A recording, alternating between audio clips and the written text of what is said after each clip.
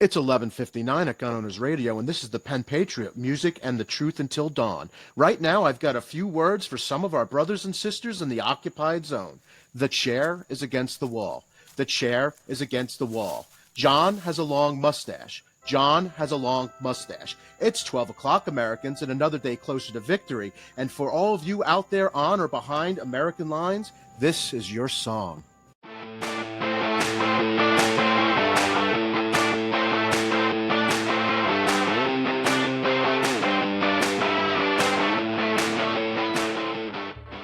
We just came back from an amazing weekend in Houston at the NRA annual members meeting. This event was fantastic, and Gun Owners Radio had the opportunity to go as press, which means that we had a booth on Media Row and we conducted a ton of interviews over the weekend. We are going to be bringing you guys a bunch of fun content, but today's episode is going to focus on 5 folks that we were able to interview this weekend.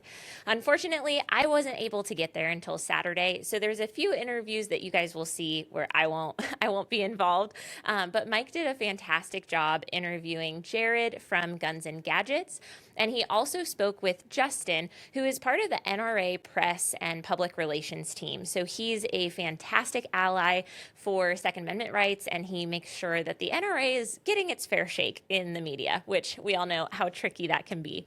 We also got to speak with Robin Sandoval from A Girl and a Gun, and we had a great conversation about what it's looking like these days as more and more women join the firearms industry. We also had some really fun conversations with NRA board members, and the one that's going to be highlighted in today's episode is named Huey. He's out of Colorado, and he is the youngest ever NRA board member. I believe he was elected when he was just 25. So that's a fantastic story. He's a very interesting young man, and I think that you guys will really enjoy the conversation that we had with him. We were also able to interview Dwight from SEAL One, and that was such a fun conversation. Anyone who knows SEAL One's products knows that it's a great way to clean your gun, keep your gun lubed. So we were able to have a great conversation with him as well. We really hope you guys enjoy this kind of content. I know it's a little bit different from our typical episode format, but we hope you enjoy these conversations and all the ones that you'll be seeing in future weeks to come. Leave us your thoughts and notes in the comments below. We are super excited to read what you guys think about these interviews.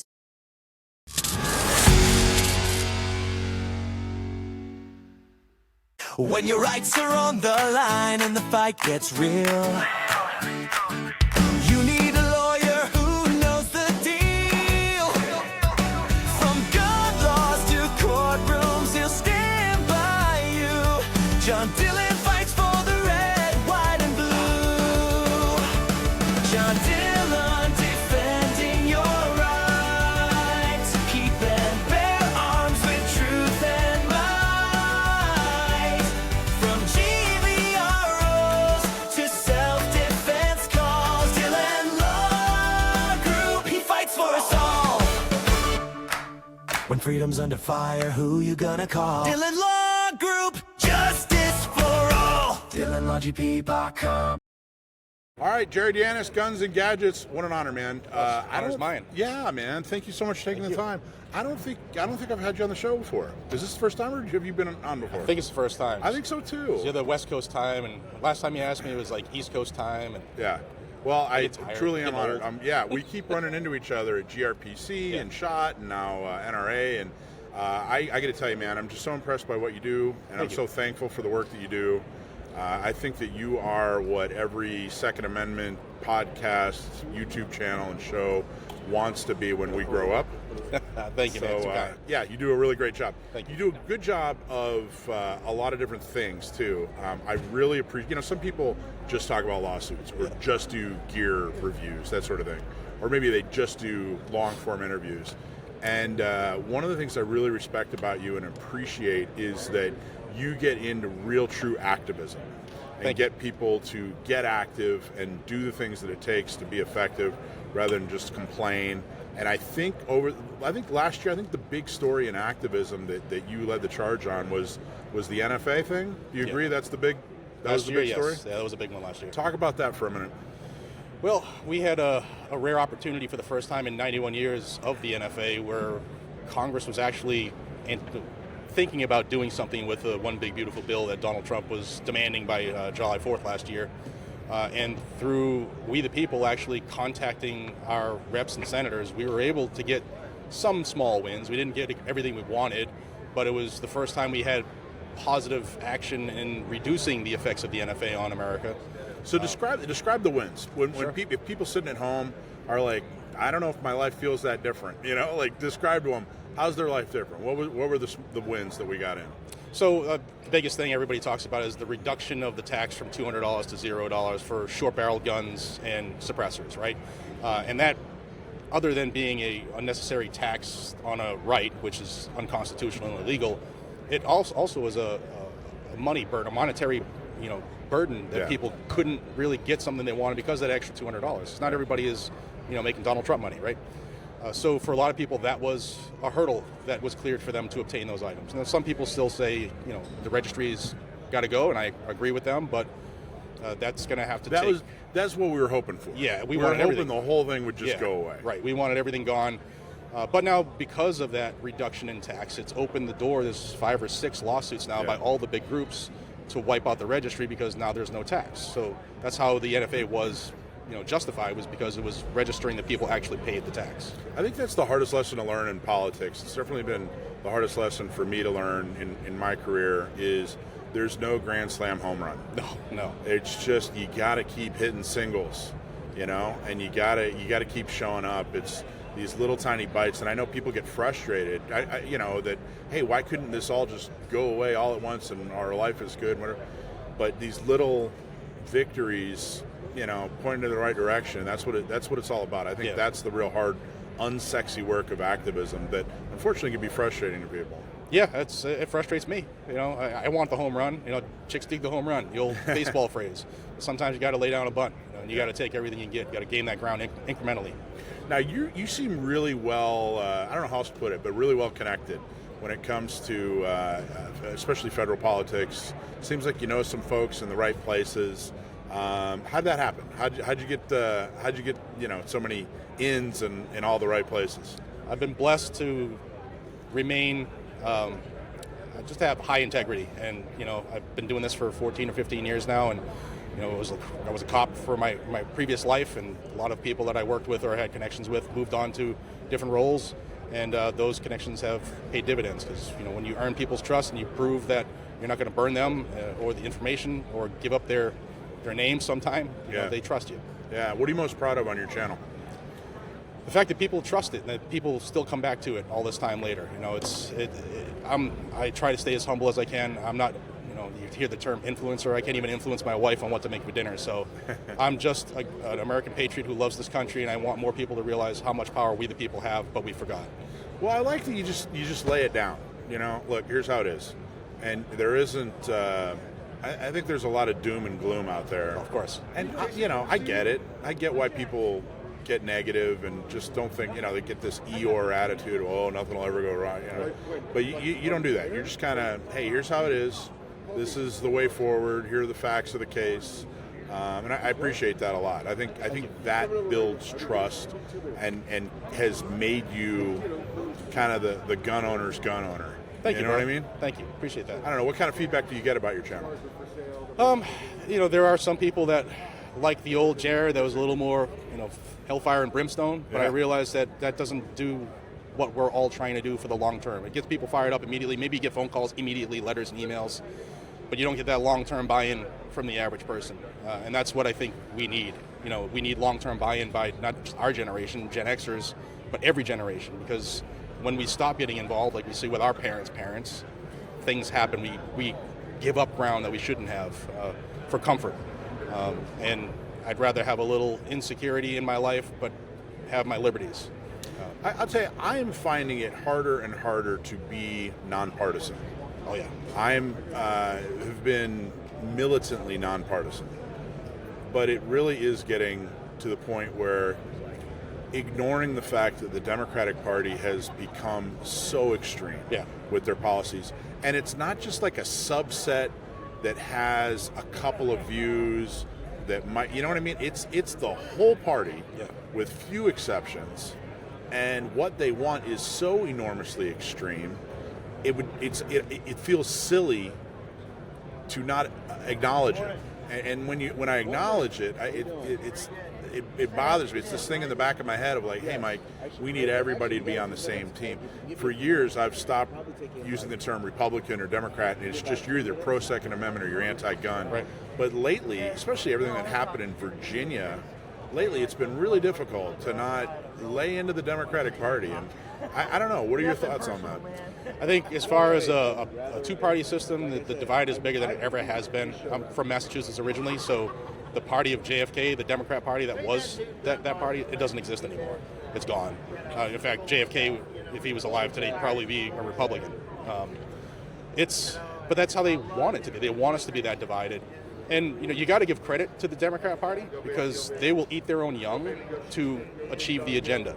They will sacrifice their own. Look what's going on with Eric Swalwell. They had him, and when they didn't need him anymore, they sent him out to dry. So let's talk about that for a second. Yeah. I thoroughly believe, from everything I've seen in my career and everything I know of politics and politicians and the Democratic Party in California, that was absolutely planned. Of course. Now, I'm not saying that he didn't do what he did. He absolutely, it sounds like he was, at least did something along the lines of what he was accused, allegedly. Right. But it's very clear to me that it was looking more and more like there were going to be two Republicans that made it through the primary in California for the governor, which meant that there would be no Democrat to vote for in November. And so they had to figure out how to get somebody out of there, how to undilute the pool on the Democratic side, and basically said, okay, we're going to organize and destroy this guy's life, which sounds like great. Sounds like he probably has a life worth destroying, allegedly. Right. But I don't think people really truly realize, the same people that really, really like conspiracy theories and go, hey, you know what, the world is really a calculated, cold, horrible place in a lot of ways. Those same people don't realize that this is an actual real thing. There was a smoky room with powerful people who said, hey, we're taking this guy out, and not because they care so much about his victims. Oh, absolutely. They could have had him gone years ago, and they chose to, have a little power over him, and it's come out yesterday, the day before, that Nancy Pelosi's known since 6 or 8 years ago, so they know what they know, and they definitely use power in the way that benefits them. Yeah, it was in their hip pocket. It kind of reminded me of like, hey, everybody knew what was going on with Weinstein, but then, right, when it became, advantageous to them or whatever, yep. Which is, it's so horrible. I mean, it's really difficult to navigate through politics when it's this ugly and this brutal and this fetid, And yep. I don't know how do you stay motivated? How do you keep a positive face when everything's so negative? I look at my kids. I got 4 kids that I want to live in a country that was freer than I inherited. And I will do everything I can until I draw my last breath to try to make that a possibility. My newest project that I've been doing is the Anti-Federalist Papers and the Federalist Papers. It's something that I hope is left behind for every generation, that they can watch that. And if you ever read the papers, they're dry. And if you don't know how they spoke back in the day, it's confusing. And it turns a lot of people off. But those are the blueprints of the country. It tells you exactly what our powers are, what their powers are. If people realized what the papers tell us we should be doing, this country wouldn't be the way it is right now. Doing that project, did something, what did you learn, or did something jump out at you that you didn't know before? What was the most surprising thing that you came across? So growing up in New England, as blue as it is, you always have, I always heard that, the anti-federalists were just pro-anarchy. They really weren't. Some of their ideas were solid, really, really solid. They didn't win in the ultimate long run because the Constitution was adopted, but they were responsible for the Bill of Rights. They were responsible for the Second Amendment actually being written down. So without them, that wouldn't have happened. There's two sides. There's also sides that say, the Federalists are right. You didn't have to write down, different rights, because whatever is not in that document called the Constitution that says the government has that power, then they don't have it. But, there was a lot of gray area that the Anti-Federalists wanted to find. I've heard that before. That is an argument that, hey, why do we need a Bill of Rights if the government doesn't have the power to infringe on your First Amendment or your Second Amendment rights? They weren't granted that power in the Constitution. then why do we need to have an amendment saying that, hey, you can't do what we didn't give you the power to do? But I don't know. To me, it's like saying, look, I'm not going to crash the car today, but I'm still going to put my seatbelt on. Yeah, right. You know? Yeah. Why do we have a fire extinguisher, right? Yeah. So what are you looking forward to in 2027? I first, actually, touch on 2026. It feels like 2026 is already in the books. Yeah, right. You know what I mean? It feels like it's already like everything's kind of decided, but we have 2 elections coming up. Yeah. So touch on 2026, but then what do you think about 2027? 26 is going to be it's going to be difficult, I think, in the politics world. I think the Republicans are going to have a great difficulty in the midterms. Why? What happened? Because I hear that all the time. Yeah. I agree with you, but what happened? Well, it seems like they're pulling defeat out of the jaws of victory. Exactly. You know? And, like, what happened? Why are they? Well, why? You know, I'm a football fan, and if I fumbled the ball every time I touched the ball, I'd be removed from the game. And right now, the Republicans are fumbling the ball left and right, specifically when it comes to the Second Amendment. You know, you have a DOJ that says one thing publicly, but goes into court and does the exact opposite. We're still dealing with Joe Biden's ATF rules in 2026. You know, we still have rules that weren't rescinded, even though the president said on day one of my administration they'll be gone. You know, we've seen an executive order, but words on paper aren't anything to get happy about. It's actual actions, because they speak louder than words. So it's going to be a tough year. And you know, with the Epstein issues going on, it's really polarized what was already a divided country. So next year's 27 is going to be difficult. On our side, I think we will have finally the Supreme Court take a quote-unquote assault weapon ban case. I hope so. I hope so. You know, they got some great stuff in front of them. Hopefully, they take some of these cases rather than punt them down the line. But I think legally, we have a couple wins coming to us that I hope they word better than they have worded things like Bruin or McDonald, because they always leave that door open a little bit. Right. And the anti-gunners are phenomenal at finding that opening and kicking it. Exploiting it, yeah. Absolutely. So I've heard you say, and I don't want to, correct me if I'm wrong, but I think you and I agree, and a couple other folks who talk about it on their show agree that Trump is the most pro-Second Amendment administration we've ever had, but that's not a real high bar. No, it's not a high bar at all. Yeah, no. I think that's kind of the conclusion. Is that the conclusion you've come to, or what are your thoughts as far Well, as? I would say probably the most pro-Second Amendment constitutional admin we've ever had is probably George Washington. But Yeah. Short of that, the Trump administration, they've done some good things. They have. Yeah. They've also screwed a few things up. Unfortunately, our side focuses on the losses more than they do the victories. But they could make some changes quickly. Instead of going into court and defending some of these rules, they could actually say, Your Honor, you're right. This is unconstitutional. We want it ruled against us. So do you take some crap, some negative feedback for complimenting, or Always. Yeah. When you talk about the Trump administration, do people get mad at you? Well, it's like Harmy Dillon, the AAG. I've told her to her face, I think she's an all-star. She does have bosses, though. Like, she can't do everything we want her to do. And I'm working with her on a project. Hopefully they decide to announce something soon, but I think that could be really big for the country if they do the right thing. Phenomenal. What do you want people to know? What do you want to make sure all the Gun Owners Radio listeners know and concentrate on? What do they got to know? We definitely have more in common with each other than separates us. So focus on that, find that common ground, and work together to be part of the system that our founders died to set up. It's not all gloom and doom. It does take work, and if you're not invested in working in the fix, then you're kind of part of the problem. So let's all work together more. If you don't want to jump out and start a show or a channel, there are groups out there all across this country that need your help. They need your voice, whether it's a $20 bill or 2 hours of work or dial a couple phones. They need our help. I got to tell you, your dime or your time. That's what we need. Yep. And there are so many organizations and so many communities. We need your dime or your time. So awesome. Jared, thank you, man. Thank you for everything you do. Really, truly respect you so much.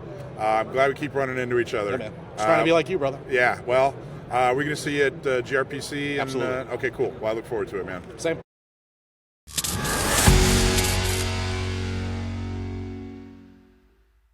Hey, quick question. If you carry every day, when's the last time you actually wiped down your firearm? Yeah, exactly. Probably a long time. Problem is, sweat, lint, moisture, it builds up fast, and you should be taking care of it, but life gets in the way. That's why I like the Seal One gun rag. I just keep it right next to my EDC, and at the end of the day, you do a quick wipe with your Seal One gun rag. It only just takes a few seconds. I mean, it's super, super easy. Cleans, lubricates, protects, all in one step. Smells nice too, so you can dab it behind your ears and use it as aftershave. Go grab a Seal One gun rag at your local store and make it a part of your routine. Seal One gun rag, check them out. Okay, we're here with Justin Davis, NRA. What is your position with NRA? I'm the Director of Public Affairs. Now, what exactly does the Director of Public Affairs do for NRA? I handle all things media, whether it's social media, legacy media, earned media, whatever it is, we handle it. And as you can imagine, it's a very busy job. We're working incredibly hard. The new NRA is fighting harder than ever. For years, we put our head in the sand and ducked and covered from hard questions. We're running right in the fire now. We're taking on the people who want to take our guns, and we're more excited than ever to do that. So it's great to be here. Thank you for all the work you do and your listeners do to protect rights throughout this country. Yeah, man, you bet. I got to tell you, we've talked a lot about the new NRA. And I think that, I know that we were critical. I personally was critical. I kind of went through this whole emotional roller coaster. I actually had Rob Pincus on here yesterday, and I was telling him how when he came out and was criticizing the NRA in the late 2010s, I pushed back against him. And then at some point, I was like, okay, yeah, I got some criticism of my own. And now the new NRA, Doug Hamlin, Amanda Suffolk, all these folks that are stepping up, it's so much better. Like it's the version of NRA I'm seeing now is so much better than any version of NRA I've seen in the past. And I used to do a lot of volunteer work for NRA. In fact, all the NRA national meetings that I went to, the NRA flew me out to do volunteer work for them. I mean, I was really involved. So I don't want to blow it up too much. It's not like I was, in the meetings and the executive meetings and whatever. I didn't get any, emails about strategy. But I definitely was neck deep. And I got to tell you, what you guys are doing, what I've seen in the past year and a half is extremely encouraging. Extremely, and the shift of strategy and by the way, at some point I am going to get you to talk. But right now I'm but the filibustering. Yeah, right now the strategy. I'm really happy with the way things are going, and I hope to God it not only continues but continues to even get better because it looks great. It looks great. Well, we appreciate it. I mean, I've been a member long before I worked for the NRA, and I had the same criticism that you all had. Right, we need to get back to being member focused, a blue collar organization. Really, what our organization and what our country needs to be successful is a strong NRA. And the folks who took over, the reformers who took over the board, listened to members and said, what are we not doing that you need? And you're seeing the rebuilding of things that are critical to our success. I come from the lobbying world. Before I was our Director of Public Affairs, I was our state and local lobbyist in New England. And you can imagine lobbying in Massachusetts is pretty similar to lobbying in California. It's not the best time, but it taught me the intensity that you need to protect these rights every single day. And so for years and years and years, during the scandals, the NRA took a step back and was not in the forefront in the verbal fight to make sure you're protecting those rights. But we're taking on every single interview we get now, whether it's NPR, NBC, The Hill, you name it. We want to take the fight to them because the facts are on our side. And we need to start telling that story about NRA members, these real human stories about what the Second Amendment means to this country. I got to tell you, man, that is such music to my ears. One of the things, even when I was really involved with NRA volunteer work and activism, that sort of thing, I never was fully on board with the idea. There was their media plan was, hey, we're just going to we're going to make our own little media machine, and we're going to completely ignore the mainstream media. And we're going to just call them a bunch of libtards or whatever. We don't get a fair shake on any whatever. When I started San Diego County Gun Owners 10 years ago, part of the plan was, hey, we're going to go right into mainstream media. We're going to talk to local ABC, NBC, CBS. I got to tell you, you know who was best to us? You know who always threw the ball right down the center of the plate? Local KPBS. Yep. They were wonderful. And people would say, oh, well, that's, this left-wing anti-gun. They just wanted a good story, and they were more than happy to listen to every side of the story, and they really did a good job. So where I'm going with this is, it doesn't look like you guys are going to rebuild this network or whatever, like this big, almost like its own like media TV station, that's NRA. It sounds like, from what you're saying, like, hey, no, we're going to go talk to the people that mainstream, Main Street USA are already listening to. We need to take the fight to where people are listening, and that is podcasts like yours, mainstream media on the news, and we're also working on some new digital products as well. They'll be announced just after annual meeting. That's a little teaser, but we need to talk to folks, especially in that 18 to 40 demo, where they're getting their news. And instead of just trying to silo ourselves off from the world and not control the narrative and not bring these stories to the masses, we're doing a major disservice to the organization of the country. And we're actually just about to launch NRA Stories, where we're going to have folks send in videos, send in testimonials about why are you a gun owner. I talk to folks, I'm a single mother who has to work at double in a bad neighborhood. I have to walk home with cash. If I can't carry a firearm, I'm at risk of getting hurt. I'm a father who wants to protect my children. I'm a hunter who needs to feed my family during the winters because I'm a blue-collar worker. These are the stories that humanize gun owners in this country and don't allow Michael Bloomberg to paint us out as some radical extremes. We are the normal people in this conversation. The people who want to disarm law-abiding citizens are the radicals. Look at Rhode Island. A year ago, they passed a ban on the sale of quote-unquote assault weapons. Less than a year later, they're going for a full possession ban. They want to confiscate legally owned common firearms from law-abiding citizens. Now, I don't have to tell you all this, but criminals are not going to turn their firearms in, right? They're not going to say, you know what, I'm going to wake up today and I have all these violent counts against me. I'm actually going to turn my firearms in. No, people like me and you will be disarmed and thrown in jail and will be at risk of being hurt by these dangerous criminals who do not care about the law. I just gave a talk to a women's group in San Diego, and one of the things I talk about a lot in California, I tell them it is tougher to be a gun owner in California than anything else. It's tougher to be a gun owner in California than a homeowner, than a taxpayer, than you name the hot button topic, whether it's immigration or whatever. It's tougher to be a gun owner in California. What I mean by that is I get calls all the time, hey, I need a lawyer. And it's like, well, wait a minute, why do you need a lawyer? Well, when they described something to me, they were doing something completely normal. They weren't trying to hurt anybody and didn't hurt anybody.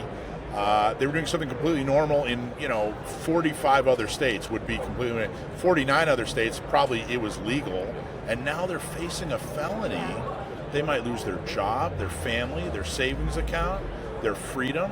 And I don't think people really truly understand that this is a civil rights issue, and that people are really truly not just getting hurt, their lives are getting destroyed. Absolutely. So when you go into mainstream media, when you go into you said you went on NPR or whatever, when you go in and you know that mom and pop, Main Street, whatever, Joe Lunchbox, Jane Lunchbox are listening, what message what do you tell them? What should they hear from NRA? Stand tough and never give an inch. These people will take a mile every single time you let up.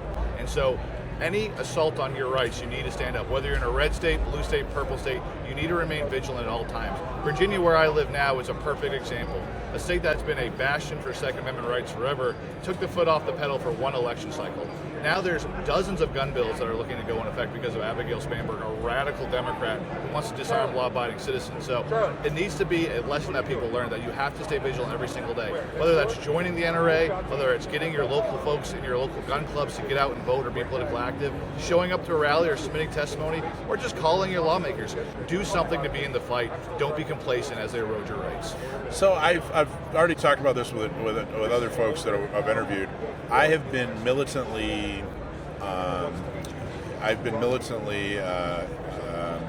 nonpartisan. That's the word I'm looking for my whole activism career. Like we can't just say damn Democrats and then expect them to agree with us. Correct.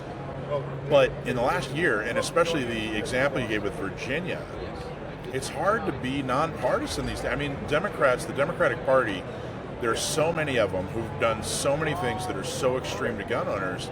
It's hard not to, you have to acknowledge that. I feel like I have to acknowledge it, and it feels like, okay, am I going back on my nonpartisan principles? I don't think I really am. But, what are your thoughts on that? How do we, I always used to hear that the R in NRA doesn't stand for Republican. So how do you maintain, how can you be a successful organization in the world of politics and not alienate Democrats, but still call out exactly what's going on. Absolutely. So you're absolutely right. We are a bipartisan organization. We endorse and work for folks on both sides of the aisle. However, the reality is the Blue Dog Democrat caucus is shrinking rapidly. With the hyper-progressive push in the Democrat Party, you're seeing folks go away from that centrist look on governance to a extreme version of whatever the Democrat Party is these days. I mean, Zohran Mamdani, Gavin Newsom, these people are not your mainstream Democrats. And when I lobbied in New England, I had good friends who are Democrats, who are lawmakers, who are A ratings with the NRA because they understood, look, I understand the constitutional right, whether they own a gun or not. Now that amount of people is shrinking every day, but you're absolutely right. Over half of Americans own firearms. These people, if you represent any district in this country, you have firearm owners in your district, and you need to make sure that you're still looking out for all your constituents, not just the radical, rabid base. So, or what? You know what I mean? If you have to acknowledge and look out for gun owners in your district, or what? What's the consequence? Well, I think that's why you have to get activated, right? I think that's why we're getting such a big push on the media sphere to tell that story, to let people know who your lawmakers really are, right? We have to get educated. So many people take a back seat in the political process and rely on TV ads or a YouTube ad that they see that says, oh yeah, that person seems great. Well, of course they seem great as their own YouTube ad. So you have to go on to websites like NRA ILA, look up their voting records, see what their grade is, and make sure that you're voting for people who actually represent your interest, RD or independent. And so that's the biggest thing you need to do. Until you get active, until you start calling those lawmakers and showing up to vote, that's the only language these folks understand is when their seat's at risk.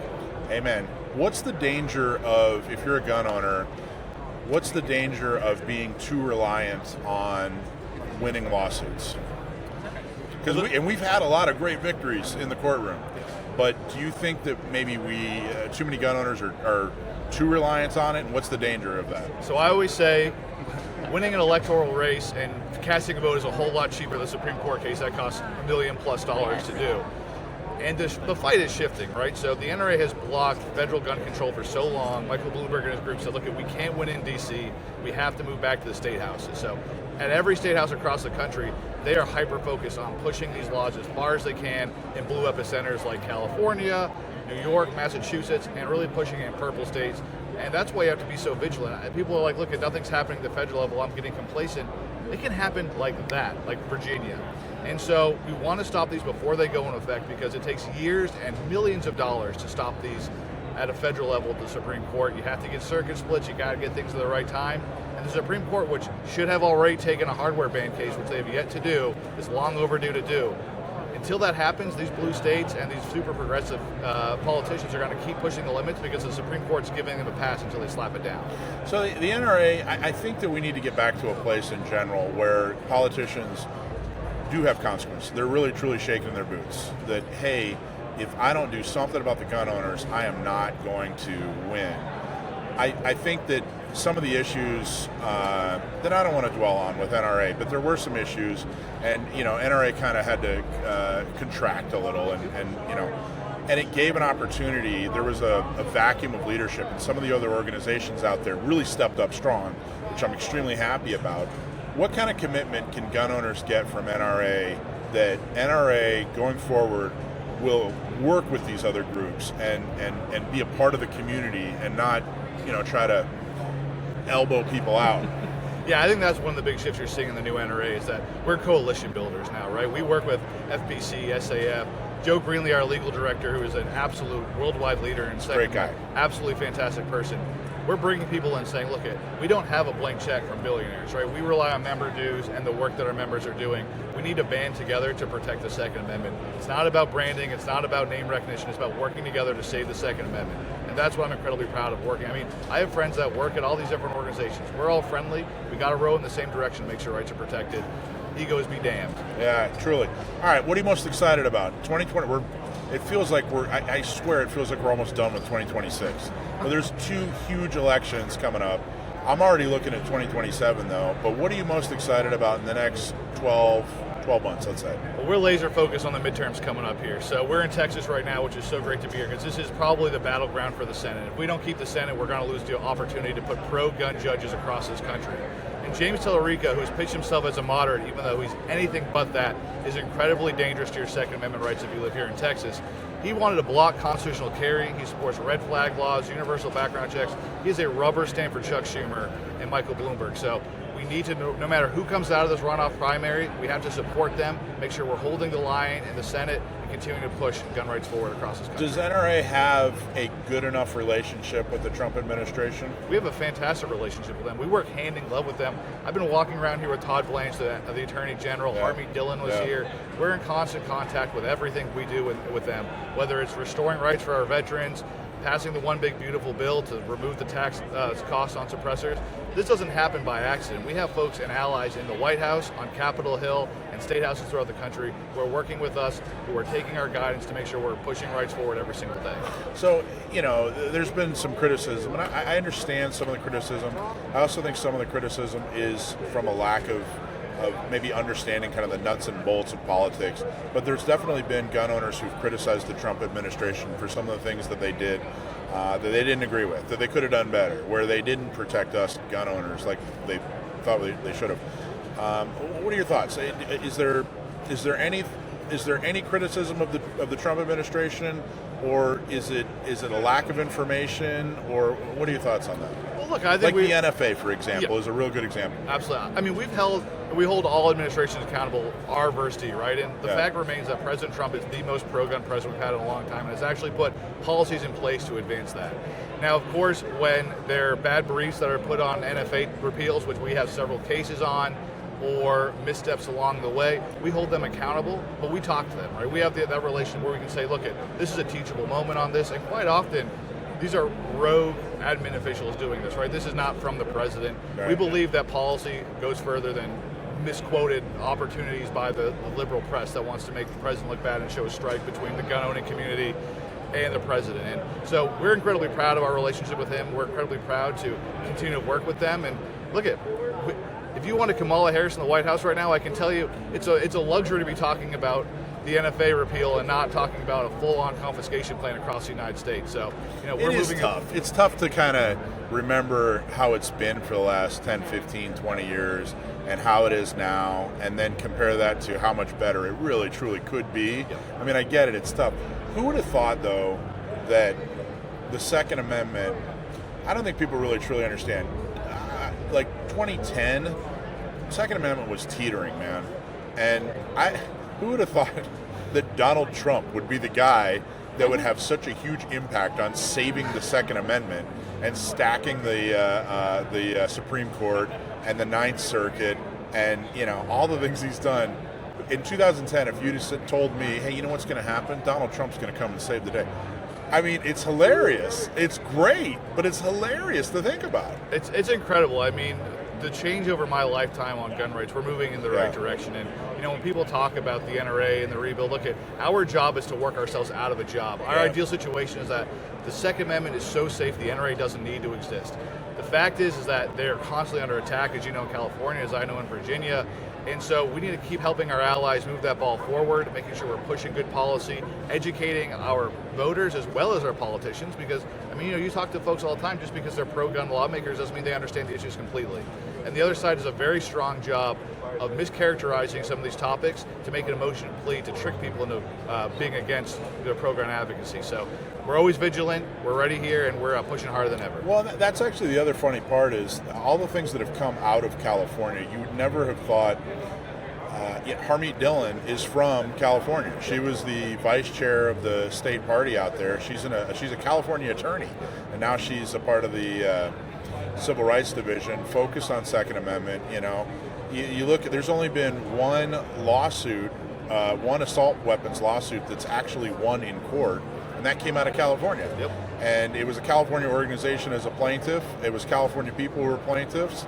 I'm really proud of the small part we played in that, but it was a California organization that did it. So many things, Second Amendment, pro-Second Amendment, that are helping move the Second Amendment forward are coming out of California, where I know we're perceived as a joke, and 40 other, and I get it. I mean, it's kind of horrible. Our laws are kind of horrible, but man, we're at least fighting the fight, You're fighting every day, and a lot of people don't know this. Our CEO, Doug Hamlin, is from California. Yeah, so, that's the other thing. He's from California. So, I get briefed on California every day. What are we doing in California? We got to keep the heat up because Doug is a Californian. He understands the nightmare that a lot of law-abiding gun owners are going in. And so, how do I get in on those briefs? You're welcome anytime, headquarters. Come to Fairfax anytime. But no, and we're opening up to people. Right? We want more input from our activists on the ground. We're returning to the grassroots organization, which we always should have been, and that's where our strength is. It's our millions and millions of members, not just a big NRA brand with one individual kind of pushing that ball forward. It's the millions of members and tens of millions of gun owners in this country that are pushing that ball forward and really making their voice heard. So look, enough is enough. You're not taking our rights away. Enough is enough. I think that's an extremely important message. What else, people that are listening to this, what advice do you have as far as messaging, whether they're at the water cooler or whatever? What's the message? I can tell you, as a lobbyist, like I said before, when you're talking to folks, all the facts are in our favor. So I think as gun owners, we rely on the true facts that make it clear that gun control doesn't work. But when you're talking to lawmakers or folks who are on the fence, they need to understand the emotional side behind the argument. They need to hear about abuse victims who went and bought a firearm because they knew they needed to protect their family. They need to hear about the defensive gun uses or the deterrence of firearms. And telling that personal story, figuring out the why in your own story, to tell your friends, your families, your lawmakers, that's what's going to make the difference here. I think you're right. Yep. Are you familiar? You know Jonathan Haidt? You know that guy, H-A-I-D-T? Jonathan Sounds Haidt? familiar. The Six Moral Foundation Theory? Yes. You know that? I think that guy completely and totally changed political messaging for the better. And it was all based on, hey, you need to figure out how you need to show this person why they should care. Not try to out-statistic them or how to, out-logic them. You need to aim for their heart. Those are the people that disagree with you, and that's how to get them at least to relate to you, at least to open up dialogue. And we can couple the facts with those emotional stories, and that's an ironclad way to protect your gun rights. Because if you can tell the real-life impact of those statistics and how it's impacted your life, it's pretty hard to argue with. Okay, so I have a publicity campaign for you. Okay. It's an idea, because, I've turned into a big fan of Doug Hamilton. Yeah, it's the best. I was very skeptical. Amanda Suffolk, said, hey, here's the deal, here's the guy. And I kind of was like, I don't know, let's see what happens. And he's called me on the phone. We've met and talked. I'm really, really impressed with who he is and what he's done. I think there needs to be a series of T-shirts. I dig Doug. I like it. I'm going to pitch that to him when I see him later today. I'll buy one. I'll buy at least one. I will. And I dig Doug. It's so great to have somebody a Marine who's so laser focused on good governance, right? Yeah. And I can tell you as a staff member, every single dollar that comes out of our organization is scrutinized and audited to the extremes. Wow. And it's good because we want to make sure that every single member dollar is spent correctly, spent judiciously, and is in the fight to actually advance the Second Amendment, not any nonsense and silly games. Yeah, well, I mean, there's guys like Rob Beckman. I was really impressed. I was talking to Rob, and you talk to people who want to be involved in Second Amendment leadership, or maybe they want to run for the board or whatever. And in the past, you get like these pie in the sky notions on how they're going to change the world. They didn't really say much. They just kind of like, well, here's what we ought to do or whatever. Meanwhile, I was talking to Rob, and he was like, yeah, one of the things I want to make sure we do is we have a number of different computer platforms, and they're not really talking to each other as efficiently as they could. And he goes on this whole explanation. I'm like, yeah, that's how you make things better. Like that kind of non-sexy kind of, hey, here's how we're actually going to improve the organization. I'm like, okay, nailed it. And he got elected. He's being installed, I think, in a couple days, and you're meeting on Monday. That's who we need more of. Absolutely. That's who we need more of. And I know you agree. I'm not, but I think he's great. He's wonderful. It's not just Rob, and it's not just Amanda. All these new guys on the board and women are on the board. They're phenomenal. I'm really looking forward to it. It's so great. I'm a little jealous. Well, I don't know you if should you know run this as or well. not. We'd love to have you there. But that's the biggest thing here is coming with ideas to make the organization stronger. We need to be critical of ourselves every single day, and whether it's members or board members, if you see something out in the wild that you're like, man, I think the NRA could do this better, write in, give us a call, let us know, because we're looking to implement reforms in real time every single day, because it's about making sure NRA members get exactly what they need. We need to give them the ammo to win the fight to protect the Second Amendment. Awesome. All right. And what else? Anything else you want to make sure our listeners know about NRA, Second Amendment, whatever, anything, the show? I thank you for the opportunity. The show's been fantastic. Yeah. For your folks who have maybe not joined since previous issues, I asked them to take a fresh look at the NRA. Go to NRA.org. talk to some of your fellow members, keep watching the show. It's up to us to earn your trust back. And I think we're doing that every single day, brick by brick. It's a good message. And do you guys already have the location for next year picked out? Yes, that will be Atlanta next year. We're going back Atlanta, to nice. I haven't been to Georgia in a long time. That's sweet. You got Glock in your backyard. That should be cool. It'll be fun. We love Georgia. It's obviously another super important state for us. We love Texas, but we can't come here every year, sadly. So, are you in Virginia? I am Virginia. I'm from Maine originally, but moved down to Virginia just in time to deal with these crazy gun laws. And what's your carry gun? What's your daily carry gun? I did Glock 19, so classic. So it's funny how that's a classic. Yeah, I know. I feel like I'm dating myself now. Like I say that, and I walk around here, I'm turning into an old man before my very eyes. But I'm old enough to remember when that was not a classic. I know everyone thinks everyone works at an NRA carries a 1911. Some of us carry Glocks, believe it or not. So we have an opportunity. Obviously, there's so many good options nowadays, and that's just the crazy thing about these laws is you're removing people. The best fit for individuals should be what they're able to carry, right? Yeah. What I carry is different than my wife carries, but everybody needs to have the right fit for them so they can safely, proficiently use a firearm to protect their families. Well, I think it was a big coup when Glock got Arlie Ermy to be their spokesperson. I think that made a lot of people, step in. It was right at the right time when the 1911 versus Glock war was at its peak, and for Glock to get Arlie Ermy as their spokesperson, I think floored a lot of people. So I think it's great. This is one of the best things that's happened at NRA this weekend is that you said a Glock 19 was a classic. I know. Choice because I carry a 19 as well. I carry a 19 and a 30, so I'm extremely happy now. Yeah, so it's people can't make fun of me anymore. You can, and it's the NRA. There's a diverse group of the NRA. I think you look around here, it's so great to see. I was talking to one reporter I wouldn't say they're outlet. They're not a friendly one to us, but they were saying, I can't believe all the different people who are here, whether it's black, white, Hispanic, Asian, young kids, old folks, LGBTQ, Christian, Jewish, you name it. Yeah. They even said people with bones in their nose and piercings in their face. I wouldn't expect to see that here. I said, look, the Second Amendment is for everybody. The NRA is for everybody. We're not a partisan group. We're not a specific cultural group. The only culture we care about is the Second Amendment and freedom. That's it. That's awesome. All right, awesome. Very, very cool. Thank you so much. Really appreciate it, man. It's a pleasure always, sir. Yep. Absolutely.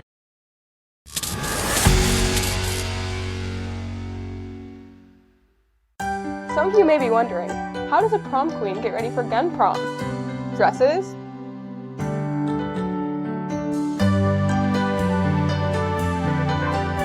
Shoes?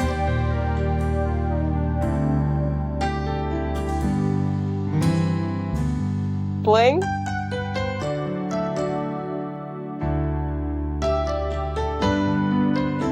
Yep. Shoes? Check. Gloves? Check. Glasses? Check. Bling? Check. This is gun prom after all.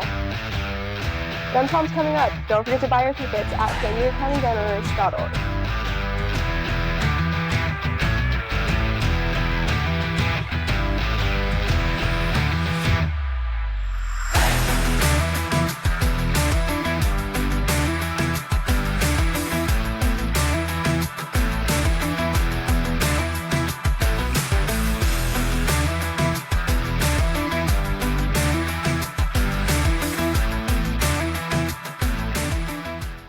All right, Robin Sandoval, we're here at NRA 2026 in Houston. How are you doing? I'm great. How are you guys? You are great. You are absolutely great. That's not an understatement. Everybody, when I mention your name, has so many good things to say about you and what you've accomplished and what you've done.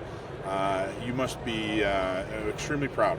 That's awesome. I am the luckiest person in the world. I have the best job. I get to hang out with great people. I get to inspire women to live their best lives. I get to see these amazing transformations on the range of these amazing women. I literally have the best job in the world. And so tell people, what are you known for? So I run if some of our listeners are currently residing under a rock and have no idea who you are because they're socially inept or whatever, tell everybody what you're best known for. Well, I think y'all's listeners are probably informed, but I run a little club called A Girl and a Gun. We have 34,000 members across the country. We have Girls Night Out at more than 350 ranges nationwide.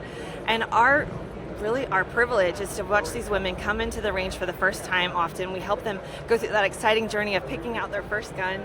We help them get proficient, confident, and then introduce them to shooting sports and then we get them running in the woods and 3-gun and shooting our sniper school and doing our drift academy, high-speed evasive driving vehicle CQB, and all the things in between. So we help everyone from that new shooter all the way up through our pro shooters. 34,000 people is Is that where your brain stopped? Yeah, I didn't hear it. If something else up, but I'm still all stuck on the 34,000 people. I don't think people realize just how big that is. I mean, that's really, really enormous. How long have you guys been around? 15 years. 15 years, 34,000 members. You know, you did a bunch of interviews yesterday. I've already done a couple interviews this morning, and there are definitely some themes that have been that keep coming up with the interviews at NRA. One of them is how horrible Virginia is. You know, everybody's talking about how Virginia just got legislatively shellacked when it comes to gun owners, and I mean that just keeps coming up. I'm not bringing it up; they're bringing it up to me. The second is everyone's talking about the Madonna Sabrina Carpenter duet at Coachella. Every gun owner, that's top of mind.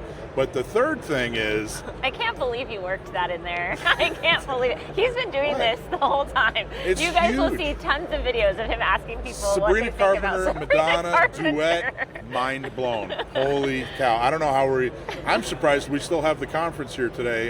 It was absolutely amazing. Oh my gosh. But the third thing is everyone's talking about how there are more women involved in shooting, and in being instructors and getting instruction and buying their firearm. Where I got to say, 15 years ago, 20 years ago, when I started getting involved in activism, it was all about how do we accomplish this. And here we are in 2026. It's been accomplished, and I think it's amazing. So it's got to be. I'm guessing it's rewarding, but it doesn't feel like the job is over yet. Oh, yeah, not even close. You know, as many women as there are on the firing line and in, you know, for working in the industry, working in C-suites even. We've seen the progression of women through all areas of this industry, from advocacy to manufacturing to the firing line to training.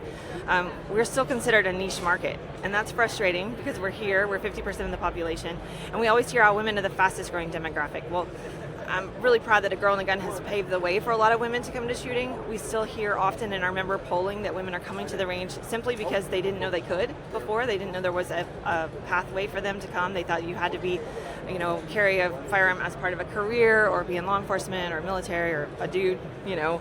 But what we find is when women do get into the sport and they do start shooting, they progress rapidly. They love it. They invest. They are really all in. And so it's really fun for us to see that. But it is frustrating as an organization just to always be considered niche when we are growing, when the rest of the industry seems to be struggling at times a little bit legislatively, manufacturing, oversaturation in some markets. Training, we're still growing. We're still welcoming women to the range, and that's where we see growth opportunities all the time. What's the motivation? Why are women getting into it? All the women I know don't need another hobby. They got 100 things going on, you know. Where like if I got to go to the bank and get a haircut on the same day, I got to go take a nap. Where women are getting it done. I mean, Dakota, I get exhausted just watching her social media. I'm like, you're doing something else again today? Holy cow. So I know they're not just looking for, you know, a hobby. A way to spend all their free time. Yeah. So what's the motivation? Why are they coming into the industry? Yeah, so from our member polling, we can tell there's not really a one-size-fits-all method into firearms. Some are coming because they have time. A lot of women in their 50s are wanting to have a little more time. They're trying to identify now who they are, now that their children are flown the nest. You know, they're empty nesters, and they're trying to figure, who am I now? What is my interest? Where is my independence and my autonomy and my power? And so a lot of women are just trying to find their own space. A lot of women are coming for self-defense. They want to learn how to be more confident and more protected. Some women who are maybe widowed or who are single and living independently, they want to just have that confidence to be able to take care of things by themselves. Other women just want to do something that's challenging. You know, they want to learn competitive shooting. They want to do something that's a little outside the box and honestly just to feel badass in their life. And so there's a lot of reasons why women come into shooting. A lot of times what we saw back 15 years ago is that most women were introduced to firearms from a man in their life, whether it was their father, their husband, their boyfriend, their son. Usually it was to spend time with them at the range. It became a family activity or some kind of dating activity. And now we're seeing that we've flipped the script completely in the past 15 years. Now women are more often the firearms owner in the house. They're actually bringing the gun into the house for the first time. They're leading the charge in the family budget, the family time, the family lifestyle, and we're seeing that time and time again now. So there's a lot of reasons why women come into gunnership, and it's not what it used to be, which is exciting. It's definitely not. And I think, unfortunately and sadly, a lot of women become gun owners and go get gun training because of the last guy they had in their life. And it's really been like, hey, I can't, I need to be able to defend myself, protect myself. I need to be able to level the playing field. And I know when we started really getting the ability to have carry permits in San Diego, and I started teaching classes on how to get your carry permit, that's one thing that floored me, is how men and women live in a very different world. I go outside, there's no fear. Like I don't have any fear. I'm outside walking around, I'll go anywhere, it doesn't matter. And I realize that What's women... that like? I know. Every time he talks about this, I'm like, must be nice. Yeah, you guys live in a completely and totally different world. And I think it's pie in the sky to suggest that we can change that world. Instead, I think that what we can do is we can change the women in that world and help them, but it's horrible that that's the case, but I know you guys see a lot of it. Yeah, we have to live in the world the way it is, not the way we wish it was, and so we give you tools in your toolboxes to help you be safe in whatever way that is. A lot of women are not ready for gun ownership. They don't feel like having a gun in their home is something that they're comfortable with, so we give them all kinds of other tools, whether it's pepper spray, non-lethal, or just situational awareness. If we can just get a woman to walk a little taller, she's going to deselect herself as a victim 90% of the time. Fortunately for our community, women are looking for that additional training, and we're able to give them this roadmap that tells them, okay, you're going to start here, and here's the end goal, and anywhere in between, you're in complete control of this journey. How fast or how slow you want it to move, how many questions you have, we're here for you to support you. And so knowing that and giving them the pathway really empowers these ladies to take it on their own. And the next thing we know, they've got, pistols, rifles, shotguns, they're doing the whole thing. They came in for one reason, but what we see often is the transformation we see on the range transforms them into a completely different woman in all areas of their lives. So all the feedback you've gotten, all the research you've done, and the surveys and everything, and how do you give us some advice, us being, I guess mostly men who want to help. We want to get women to be more interested and involved in shooting sports. Give us some advice. How, knowing what you've learned, how do we behave and conduct ourselves, and what message do we use to get women interested in It kind shooting of depends sports? on where women are in their journey. If she hasn't been a shooter and she is a new shooter, ask her what her goals are. Really just listen to her. That's kind of how it is for any level. She might be a pro shooter, and then some guys come in and saying, "Hey, have you thought of shooting?" Yes, I go to the range every weekend. Exactly, yes. So I think making that assumption that all women are new shooters or in the new shooter space is also, we've done a lot of work, and we have a lot of women performing at really high levels in our shooting industry. So by assuming that all women are in that new shooter space is misinformed too. Yeah, I think a lot of our listeners are probably, we know a lot of our listeners are male, and I think a lot of our listeners, obviously, because they're listening to Gun Owners Radio, they're interested in guns. I think a bunch of folks are at home thinking, I wish that my wife was interested. I've tried to take her to the range. I've asked her if she wants to go. She just doesn't want to go. What types of things would you recommend for those guys who want to get the ladies in their life interested, but there's just not really a lot of interest there? Yeah, I always say I'm the Dear Abby of the gun world, because men are always writing and saying, how do I get my wife to like guns? And the only thing you can do is invite her, let her be her, literally her autonomy throughout the whole process. So what I always say to women, okay, so if we're talking about defense, what is your plan? What are you comfortable with? She's comfortable with him having a gun. Okay, let's go through the options. What if he's not there? What if this happens? What if this happens? Then what's your plan? Well, I hadn't thought about that. Everyone thinks they're going to have this black and white, dark alley, banded, dark bad guy. And it's not that. We all know that's not the reality of it. Yeah. So then when you start asking, okay, well, if that breaks down, what's your next go-to? So, okay, well, maybe I want to learn it a little bit. Okay, so then what happens if this happens? Well, maybe I want to learn it really well. So I always tell ladies, if baseball bat is your go-to self-defense situation, I will help you with baseball bat as much as I can. But let me point out all the flaws in that, and then see what else you might be interested in. So you really have to just walk her through the thought process, and the next thing you know, she's carrying hot in the chamber every day. Well, and maybe the husband's not the best person to walk her through that process, right? Like, maybe look for a local chapter of A Girl and a Gun, right? Shameless plug. But thinking about, getting her involved with other ladies who are also on this journey can be a really nice way to ease her into this space. I always think about it like all the mommy and me groups when you're raising little kids. That's because it's tough raising little humans, and it's great to have community that is on that same journey with you. And I think it's similar for a lot of women in the firearms space. It's intimidating at first. You don't know if you're doing it right. You feel like you're maybe the only girl at the range, not sure if you should go by yourself. And so having a community that you can go to and ask those questions is a really great piece of why A Girl and a Gun is so successful. And, all across the country, hundreds of chapters, right? Yeah. Like a huge organization we at this point. Yeah, we understand all those questions. We understand the emotional component of it, the fears, the questions, the wanting to have all the answers before you even go. And a lot of times it takes another woman to say, you don't have to know everything. Come on, you'll learn it on the way. Yeah. Whereas when a guy says it or your husband says it, you don't have to know it. She's like, what do you mean I don't have to know it? It's like, it's a different message. It comes across differently. So by having that resource, now you have a safe place to ask those questions where you don't feel stupid, you don't feel dumb, you just know it's just part of the learning process. And everyone's there like, oh yeah, no, this isn't a dumb question, let me tell you about it. And it's just something that women talk about and can understand. That's really the conclusion I've come to, is that there's nothing you can say or do that's going to get her to be into guns, but you can make sure that the pathway is clear of clutter.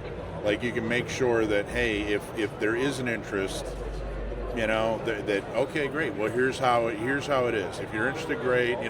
Make sure that pathway is completely clear, and she knows it's clear. But you're not gonna convince. It's not gonna happen. You're not gonna say some magic phrase or whatever, jump out from behind a corner and say, I'd scare her, and now shouldn't you have had a gun? None of that's gonna happen. You just gotta make sure the pathway is clear. Let her do it on her time. That whole jumping out from behind a corner thing. Tried it like a dozen times. Never worked. Not one time. Not going to get anyone in good favor at all. Yeah. So why did you start A Girl and a Gun? Like, what was your story? You were sitting around one day and it happened, or like, what made you do it? Well, it wasn't my idea. Actually, in 2011, I was a new gun owner. My husband wanted to get guns in the house. I said, absolutely not with 3 kids. I'm not bringing this firearm into our home. It's not going to happen. And Wait. You wanted to be a gun owner? No, I was strongly Her anti-gun. husband wanted to be a Your gun husband, owner. I'm sorry. I Okay, was go ahead. strongly anti-gun, vocally anti-gun. Okay. Nobody needs guns. Right. I was that person. And my husband wanted to bring a firearm in our home, and I said, no, absolutely not. What changed my mind was watching the aftermath of Hurricane Katrina. Yeah. I saw a modern American city. It wasn't third world country. This is America, New Orleans, a big city, and it was decimated, and people were desperate. And I saw this mother at the Superdome who was there, and people getting on buses to Houston to get out. And this mother of 2 young children went to a stranger. I saw her on the news, and she said, please take my children. I'll try to find you in a few days. And my heart broke for her. I can't imagine being in that situation, to trust your children with a complete stranger. And I thought, what do I have to do that's never me? Because similarly, there were a couple other things too. I had just watched a documentary on women of the Holocaust and other times in history where women did give their children to strangers, to protect their children. And so it was kind of in my heart anyway, and just desperate times and what would you do? I had also watched, after 9/11, there was this piece on our local news that said, you would think that this would be a target, but actually if you really want to decimate the city, it just takes this. And I was like, thanks NBC for putting that out there. That's awesome. But it did make you realize how vulnerable we are. Like, we think we're first world, we're progressive, and you don't realize how fragile that system is. So at the time, I thought, what do I have to do? So my plan was to store peanut butter and tuna fish and hunker down. We're just going to stay in our house until everything's normal again, and that was my plan. And my husband said, it's not normal in those situations, and someone's going to kick in our door for our peanut butter and tuna fish, and how am I going to stop them? Yeah. And after arguing for gun control my entire life, I had no argument. I realized it came down to these 3 little people that relied on me to keep them safe, and if it meant learning something that was scary to me, I was going to learn it. I didn't have to touch it, I just wanted to learn about it. And so we went and bought our first Glock 23, 40 cal. We did all the research online, and that was the perfect gun. And so we brought it home, and I thought it was going to jump out of the safe and have legs, and I didn't want it in the house. And so he said, I heard that there was a woman who was having a girls' night out at the range. So at the time in 2011, the in thing was these happy hour kind of events. Hairstylists were having happy hour at the salon, and realtors were having happy hour at the open house. And there was a woman named Juliana Crowder who was a firearms instructor, and she thought, what if I have a happy hour atmosphere at the range? Would ladies come? So she hosted Girls Night Out at the range. 5 ladies came, and afterwards they had dinner and talked. And my husband had a friend who heard about it, and so my husband went up on Meetup. I didn't want any part of it. My husband signed me up on Meetup. He RSVP'd for me to go to this Girls Night Out at the range. So I show up. I don't know if I was more scared of going to a dirty gun range, meeting women that liked guns, meeting other women at all, and it just all of it. I was so terrified. And I went in and pretended to know what I was doing. But what I learned was this tool is not going to do anything without me doing something to it. So that was good. I knew I could trust myself to be safe with it. And more importantly, I had this network of other women where I could ask questions like, and look at them and say, why aren't they afraid of it? What do they know that I don't know? And how do they talk to their kids about this? And how do they store it in their home so it's safe? And what if people at work know that they're here? You know, like all the questions and fears I had. And so I went back 2 weeks later. More women came, and of course now I'm an expert because I've been there once. So other women came, and there were so many women that they were like, okay, Robin, will you teach her? I'm like, I know this like one time lesson, like I've shot this gun once. But so I'm like trying to coach people. Okay, so you keep it downrange, like I'm, you know. So then I was like, all right, I got to learn this. I started taking some classes and competing and learning, and then more women would come, and then other instructors in other cities would say, we want to do what y'all are doing. And so then we're like, okay, well, here's what we're doing. Let's call it a chapter, go for it. And it just kind of grew. And so Juliana and I partnered, and yeah. Boom. That's it. Now the we rest is enormous history. Yeah, 350 ranges across the country now run that same Girls Night Out. That was it. Yeah. And what do you have? There's something coming up, right? What's coming up here in a couple weeks? In 2 weeks, we have our national conference. We'll have 700 students on the line, ladies training in all areas of firearms. Pistols, rifles, shotguns, from the ground, from the helicopter, you name it, we're doing it. So it's going to be a ton of fun. From a helicopter? Talk about that. What's going on with the helicopter? So, yeah, ladies can go up in the bird and shoot rifle. We have steel targets placed. We have a car they can shoot around from the air. Have you done that yet? Yeah. What was it like? It's super fun. It's beautiful because it's in the western slope in the Grand Mesa, Grand Junction in Colorado. So it's gorgeous. It's just this beautiful view, and you're swooping down over the river and the highway and playing Creedence. Do you have Creedence Clearwater Revival cranking? It was so fun. I did it a few years ago, and it was such a great experience. One thing that I think really stands out about A Girl and a Gun and the organization in general is the attention to training and how many resources you guys give your members. So I know our listeners have heard me talk about Drift Academy, which is the car one I told you guys I went to, and then also the Fall Fest, the 3-gun match. But there's so many other things that A Girl and a Gun does. Just talk a little bit about the other training opportunities, because these are for any woman who wants to sign up for Girl and a Gun. You don't have to be active in your local chapter. You don't even have to have a chapter near you to attend our, larger training, classes and events. Yeah, that's the great thing is you can participate as much or as little as your schedule allows, because women often, life dictates how much time we can spend on something, whether it's, young children or a job or aging parents. I mean, a lot of women are pulled in a million directions, and so we want to give them what works for their lives so that they can learn. So we have virtual training. We live stream almost every week about some topic, whether it's personal growth or pistol skills or instructor development. So there's a lot of opportunities. We have a book club people can participate in. So we read a book throughout the month, and we have a book club meeting and talk about that book and those concepts. What kind of books? All kinds of books. Whether they talk about the nature of violence, how to protect yourself against it, okay, gotcha. Or this year I threw in some fiction just because it was a lot of very intense. Sometimes it's marksmanship skills. We had a really fascinating book on long-range precision and understanding how to measure dope, and so I threw in some fiction this year because it was kind of intense. But it's great, even if you don't read the book, the ladies gather and you can kind of get the gist of what they talked about. But everybody throws in anecdotes from their lives and their perspectives on it, and it's just such a rich discussion, and so we're able to see it.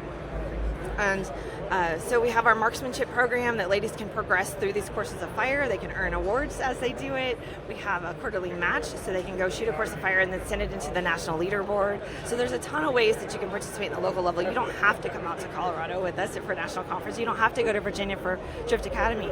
Although if you do, it's super fun because I get to see you in real life. But there's so many other things, like virtually and in person in your chapter meetings and all these events that we offer around the country. Okay, but just on the very basic level, if you're a woman who's hearing this right now, and you're interested, she can just show up. I don't know, does she sign up first? So it depends on the chapter and the Okay. range process. Some ranges do require that you take an orientation class and go Okay. over safety and everything before you can fire your first shots. Some don't. Some just let you just come and jump in with the supervision of an instructor. So it really depends. So go on our website, so agirlandagun.org, click find a chapter. There's a chapter near you. Her email address is right there. Email that chapter facilitator and say, hey, can I just show up? Is there a cost? Like, what kind of cost are we talking? If someone's thinking to themselves, hey, this is something I want to try, I'll give it 6 months, and see if I like it. What do they got to set up? What do they got to have in their piggy bank? Do you think? To be a member is only $50 a year. Okay. So Wow. it's less than a latte a month. Wow, that's extremely affordable. Yes. Okay. So to come to an event, you have to pay the range fees, which range between $15 to $25 usually at most ranges. You'll want to have a box of ammo, which is another $15, $20, and you want to have money for dinner afterwards. So that's another $15 or so dollars. So yeah, That's enormously affordable. yeah, and you That get is such a nuggets good from the deal. instructor so that she'll coach you and introduce you to other classes.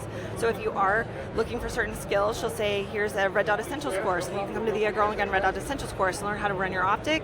Or if you're new to holster work, you can come to the Girl and Gun Shoot a Holster clinic. So it's really going to that Girls Night Out, learning some nuggets, getting some tips from the instructor, and helping her make your pathway so that you can be set up for success. So I want to go back to, you were saying, I seriously said that, I don't go outside and think, hey, I'm intimidated, afraid, or whatever. I'm not hyper-focused on, defending myself. And you guys kind of laughed and said, hey, it must be nice. But you're very serious about that. What's a time in your life when you've really, truly been in fear, but you know that if a guy was in the same situation, he probably wouldn't be? You know what I mean? Or All the time. what's something Last night, walking back to the hotel from dinner, we went When he asked me this, we went down it was this the same tunnel, answer. this creepy tunnel because it's under construction right here around the convention What was center. actually going through your head? So just The three I'm of us a were guy, walking. I There was don't- three of us walking Yeah. in a mean girl triangle, like walking fast and strong and upright and with a don't mess with us vibe, and we literally felt it. And there was a guy coming by on a little scooter, and I was like, okay, heads up, ladies. And we were all ready to, it's just, you feel it all the time. Anytime there's somebody, everybody kind of just senses that, awareness. And which is the best route? Do we cross the street now, or do we go to where that person is and across the street? It's just how you navigate as a group. Everyone kind of picks up on your body language. But in your head, you're seriously thinking to yourself, hey, this guy right here on the corner, that person over there. I pied a bush on the way back. Like I was going around to find this. There was a giant bush over this sidewalk, and I literally took it like I was taking a barricade in a match, just because it was a blind. Yes, it's just how we walk down the street all the time, every day. So I'll just contrast this. My first night here on Thursday night, we went out and we're eating at this Southern chicken place, and this big, probably homeless guy comes up, and she's like, hey man, give me some chicken. And we're trying to eat, and I'm like, all right, well, I'd already tried my red beans and rice, and it wasn't that good. And I said, look, man, you can have my red beans and rice. And he reached out to take it, and I pulled it back, and I said, on one condition, you got to leave us alone. We're trying to have a peaceful dinner. He goes, all right. And I give him the red beans and rice, and he goes away. I'm imagining that's not something that happens in your world, that you're I don't even know what I would do in that situation at all. Yeah. I would not offer my red beans and rice. I know Yeah, but in all Cannot help fairness, you. you Cannot love help you. red beans and rice, though, right? Well, So I think the piece here is that like when you grow up in an environment where you're just aware that you could be, kidnapped, attacked, killed, like at any time, that lives in you for the rest of your life. And I think a lot of women, whether it's good or bad, we're scared by our parents as kids.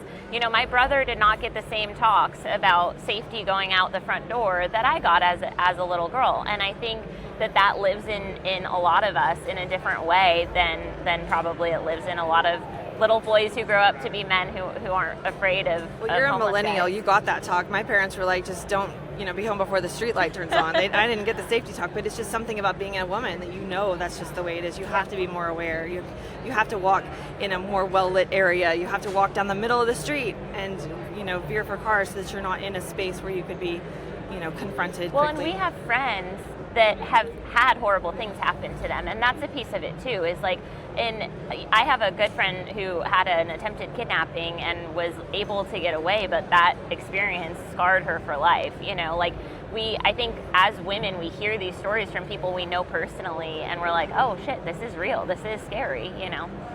Absolutely. It is amazing when I, with a lot of the things that we do, the statistics come up, the press releases or the advertising, the marketing that we do, just the messaging we get out, the statistics come up, and it is mind-numbingly horrific just how common sexual assault is and attacks on women. It just doesn't make any sense. It's hard to even process how big a story it is. And then you see a story like this past week where you have this representative who is running for governor of California, and not one story came out about him, but multiple stories that came out about him that allegedly, you got to say that 100 times, allegedly, but it's just amazing. It feels like a very few number, not very few, a few are doing the majority of the horrific things.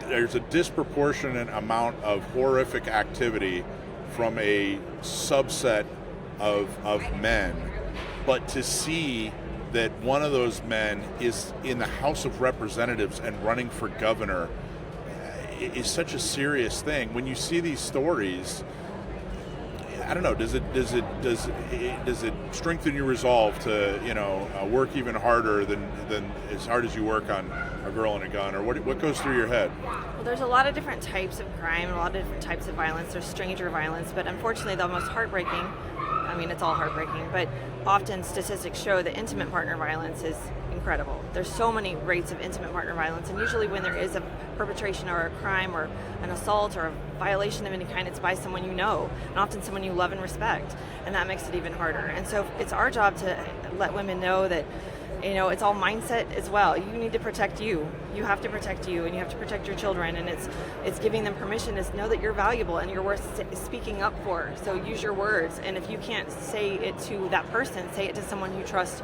who can also help protect you. Advocate for yourself. That's what the statistics show.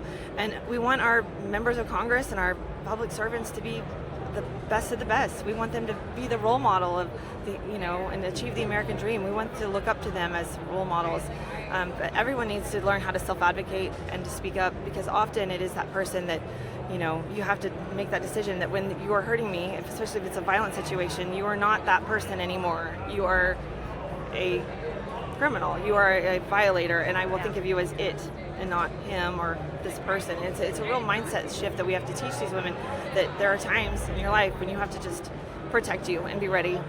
Is arming women a solution to bringing those numbers down, to bringing those horrible statistics down? Is it really truly something you look at as like, hey, if we want to have fewer of these horrific stories to talk about and do news reports about, then we need to arm women, full stop? Is that something that you...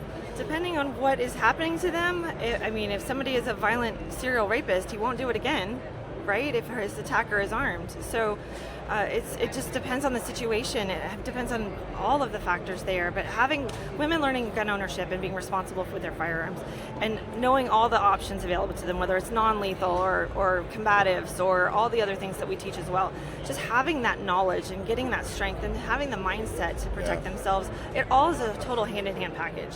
It's not like a one-size-fits-all. You have to really take the totality of that situation and apply it to, what are the legal parameters, what is my moral compass. Everyone's situation is a little bit different. So we kind of walk them through that process in a lot of different situations.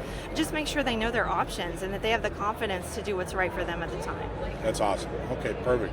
Anything else you want to make sure our listeners know before we go? No? No, you guys are awesome. You're awesome. Thank you so much. Appreciate it, Robin. How do people, what's the website? Girl and a Gun? agirlandagun.org. Find a chapter near you. Awesome job. Thank you so much. Thanks for taking the time. Thank you.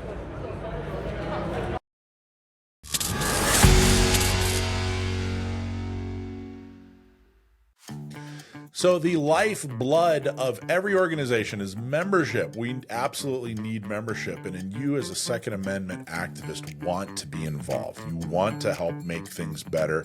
And we have a way for you to be involved, get involved, and stay involved. Look at our volunteer page. If you go to sdcgo.org/volunteer, we keep it up to date, and there's always an opportunity for you to get more involved.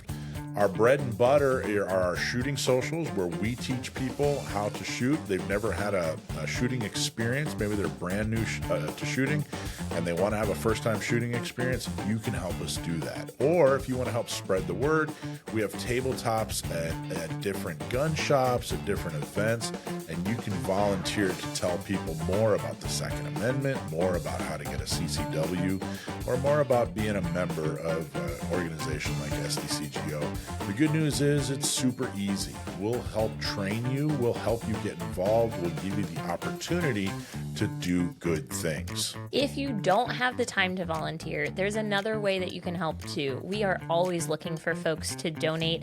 And if you want to pledge $5,000 in this next year, we will have you on our show as a guest host. So come join us in the studio. We would love to have you here for one episode, and that is for a price of $5,000. $5,000 donation to San Diego County Gun Owners gets you a guest host with me and Dakota and Alicia, and you get to talk about whatever you want to talk about, and you get to do whatever you want to right here on Gun Owners Radio. So thank you so much. Whatever you do, just do a little bit more than you did last year and help us defend and preserve the Second Amendment right here in your backyard.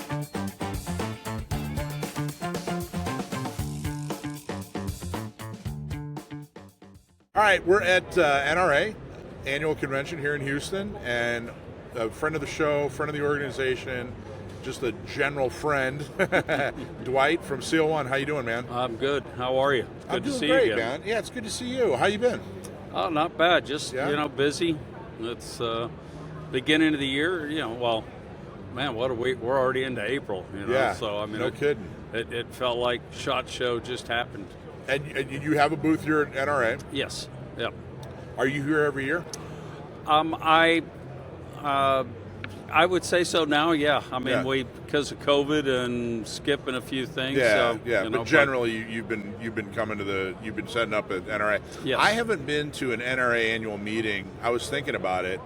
I think it's been at least 10 years. In fact, I think the last one I went to was in Houston as well. I think it was 2013. So I haven't been in a long time. How have they been? What have I missed the last 10, 12 years? Yeah, well, I missed that one. Yeah. I did 2012, and then we missed 2013, and then we did them up until COVID, and then some issues, so kind of missed a year after that, and then came back. But it's. For the most part, the shows have been good, but you just don't know which day. It's each city. It's funny. It's like sometimes Fridays are just, nuts. Like this is a pretty good Friday today. Oh, okay. And then others, it's just kind of dead. But every show's like that. And it's kind of an interesting. It's not quite a gun show. It's not quite an expo. It's not quite an industry show. Yeah. It's kind of a little bit of everything, a little bit of all three. What's your goal? So what's Seal One's goal at this specific show? Actually, still just to get our name out there. Yeah. We've almost finishing up 15 years in the business. Wow. And we're still 15 years? Has it been 15 years? Yes. Yeah. Jeez. And we're still. Congratulations. That's amazing. Well, thanks. It still just got to get the name out there. Yeah. And what you were just saying about like the NRA show is just like what it's saying on. It's a 2A advocate show is really what it has become more of. Because it's the 2A is being attacked everywhere. I mean, look at the Virginia right now. You never thought you'd see Virginia worse than California. Virginia keeps coming up, Dwight. Everybody I'm talking to, all the interviews I'm doing, everybody I talk to when I'm walking around saying hello to, Virginia keeps coming up. What a travesty. What a absolute debacle. Yes. That's happening in Virginia with all these new gun laws. I was interviewing somebody, and I put it that basically they cut and paste California gun laws right onto Virginia, all in one shot. Yeah, and she's so happy to be signing that and putting this into legislation, and it's funny, you see all these that, hey, these new laws are coming into effect, but it's like, hey, did you realize when you wrote this law that you're actually going to make these laws here unlawful now? It's really all over the country how new laws are introduced into place, but it's kind of making, okay, now you're breaking these laws if you actually do this law. Yeah, it's really difficult. Dwight, you've been around from the very beginning. You and I have known each other for years now, and I think that you know me and the messaging from our organizations and Gun Owners Radio well enough to know that I'm viciously nonpartisan. I really, truly, I want Democrats and libertarians and Greens and Republicans and everybody to respect our Second Amendment rights, and I've bent over backwards, but it has gotten so bad with the Democratic Party, and this Virginia thing is a perfect example. They get elected into office in Virginia, the Democrats, and immediately... And running on false platform, though. Yeah, she really did. Truly. And immediately, what do? Immediately they pass not one, not two, but 10 gun laws that weren't common sense, gun laws.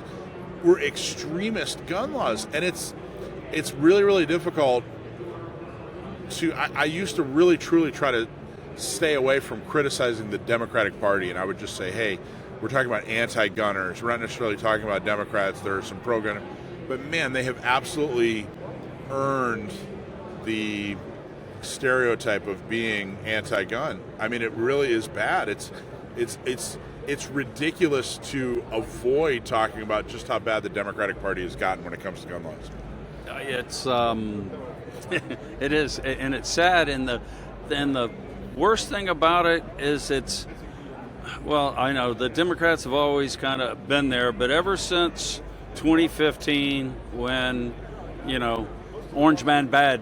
When he said, I'm going to run for president as a Republican, TDS was born. Right. And it is just such a true phenomenon that, all you have to do is say his name and people melt down, and it's okay, we can have a conversation, can't we? Not if you say his name. So I said, I guess you can't play bridge anymore, can you? Yeah, no more trump cards. Well, just to give you guys who are still living in free states an inkling as to how this happened, I agree with Michael. People have been, Virginia keeps coming up, and it's, as a Virginian, it's a little bit exciting because, oh wow, everyone's talking about us. Oh, it's for a bad reason. But this did not happen overnight. This did not even start in November, when the Republicans at the state level in all these state races got absolutely butchered for a variety of reasons that I could go into for about an hour. But this started years ago. Every January, when the Virginia General Assembly, which is our state legislature, got into session in Richmond, the Democrats in the General Assembly would put in both houses, in the House of Delegates and in the state Senate, would put forth this same package of a dozen or so anti-gun bills. And then they would get shot down because we had a Republican majority or because we had a Republican governor or both. But it was like, Mom, can I have a cookie? No. Mom, can I have a cookie? Every January they'd come back into Richmond, regardless of the composition of the General Assembly, and they would propose the same package of basically the same bills, maybe wording changed in a few places, and it would keep getting shot down, under the thinking that, well, if we propose it enough times, eventually they'll stick. And you know what? A bunch of them stuck in 2020, and now all the rest are sticking in 2026. So pay attention to your state politics, people. If you see this pattern happening, that means you're going down our path, and it'll only be a few years before you get to where we are. Amen. So are people talking to you about this at the show? Are you hearing a lot of chatter? We're only a few hours into the show, I know, but... Yeah, well, I mean, I was just having a conversation kind of about it from someone living up in Idaho. Oh, wow. You know, so it's top of mind for people. Yes. Yeah. Yeah. So, Seal One, you guys continue to be my favorite cleaner. I have gone through a number of cleaners, and I'm not just saying this. I really, truly, my old man introduced me to hoppies, and I was a hoppies guy for years. But then I had to have a lubricant as well because it was just a solvent. Yep. And so I'd use their lubricant, and then I switched. You guys are so easy. Everybody makes fun of. We made fun of it on the show on how I scrub my gun and then I put it under the faucet with hot water. But it works. I like your little samples, because it's kind of a single-use cleaner. So I like buying the little sample packs of Seal One, and then that's basically a single use on a Glock. One of those little tubes can clean my Glock, and boom, no mess. But how do people react to it? Do people at the show here, have they heard of you before, or is it a new product for them? Some, I'd say most of them coming through. I'm saying they don't know about it, because they stop at the booth, they see the sig fish in the aquarium, and they're, okay, what is that? Why are you soaking your gun in water? And I'll have a couple people will be walking by, and then hey, that's the best stuff. That's all I use. So that's like, okay, good. Then people, they have known about it, Does the name attract? I mean, the Seal name. You guys are SEALs. For those who don't know, you're a retired SEAL. Yes. Right? Yep. And you guys in the past 15, 20 years have absolutely just become rock stars. So do people like the name? Does the name attract? Or do they put it together even? Do they put it together that it's... some do, and then a lot of them, because of the gun being in the water, they're like, oh, you're a sealant. Okay, well, yes, the product will seal and protect your firearm, and that's why I always say it's kind of a play off the name. Seal One, it's one product you use to seal and protect your firearm, and I was a SEAL and spent 8 years at SEAL Team 1 out of, my 20. And SEAL, you guys had to deal with a lot as far as firearms and keeping them clean and keeping them rust free, and you're in the ocean, you're in the mud, you're doing all kinds of craziness. Yes. Was SEAL One born out of a lack of an effective solvent and protector? Well, that question is a yes and no, because firearms have been around a lot longer than petroleum products. So there were other products out there used before petroleum products came into the picture. So my ex-business partner who developed the product had just started working with a lot of different things, trying to come up with something. And through the years of trial and error of working stuff, he just got to a formula where he goes, all right, I can't perfect it anymore. This is it, and that is what became SEAL One. And what sorts of problems did you encounter with firearms as a SEAL, with the really aggressive duty cycle you guys put on your guns that someone even in the rest of the military wouldn't necessarily encounter? Well, just coming up out of the water, right? And crossing the beach. So as I was a 60 gunner, and so you had to remove all lubricants off our firearms before we crossed. And people are like, well, why? You're in the water. Why are you doing that? It's like, well, when you're crossing the beach and the sandy water now you're going to have sand sticking everything, and you're not going to be getting it off if the lubricant's on there.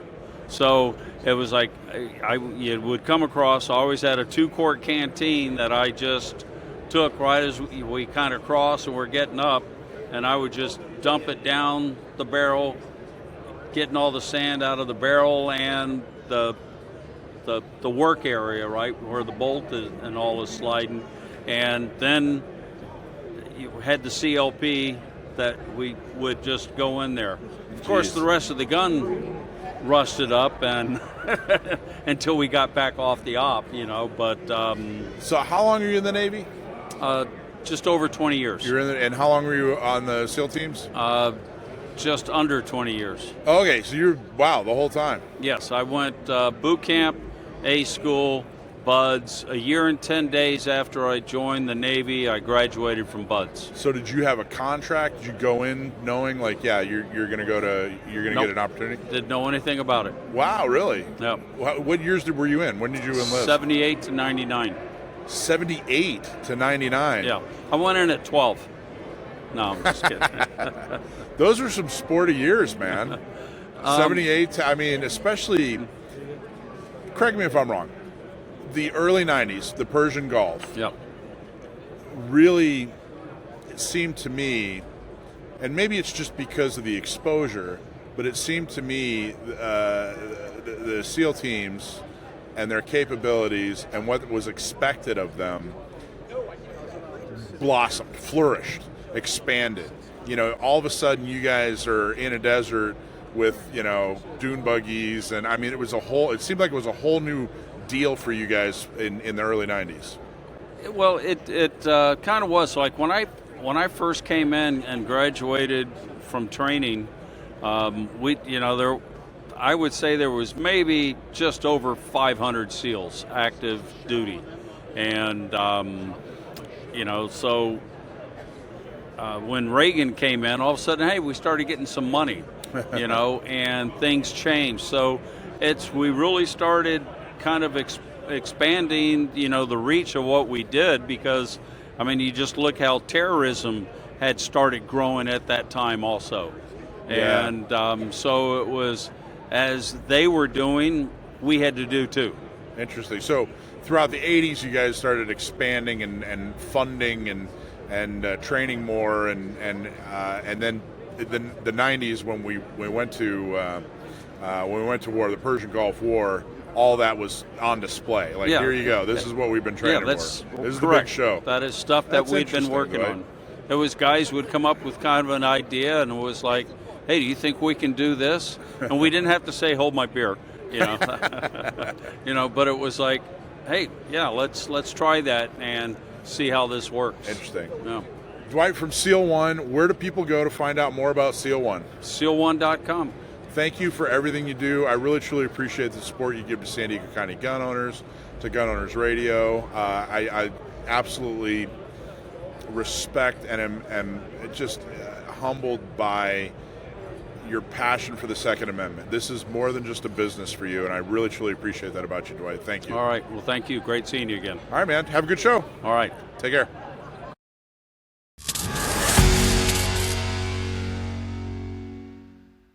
A lot of you took our off-grid communications class in El Cajon, and the feedback we got is that you wanted more than just the gear. You wanted to know how to use the gear when it matters.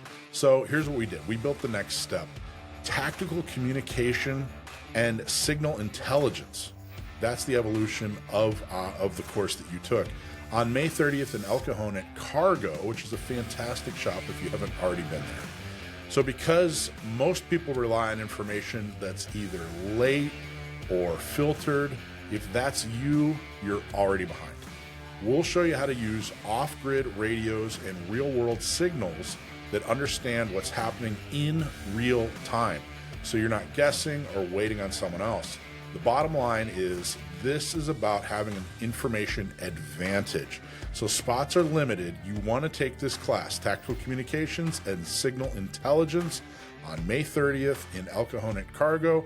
Go to gunownersradio.com so that you can secure your slot right now.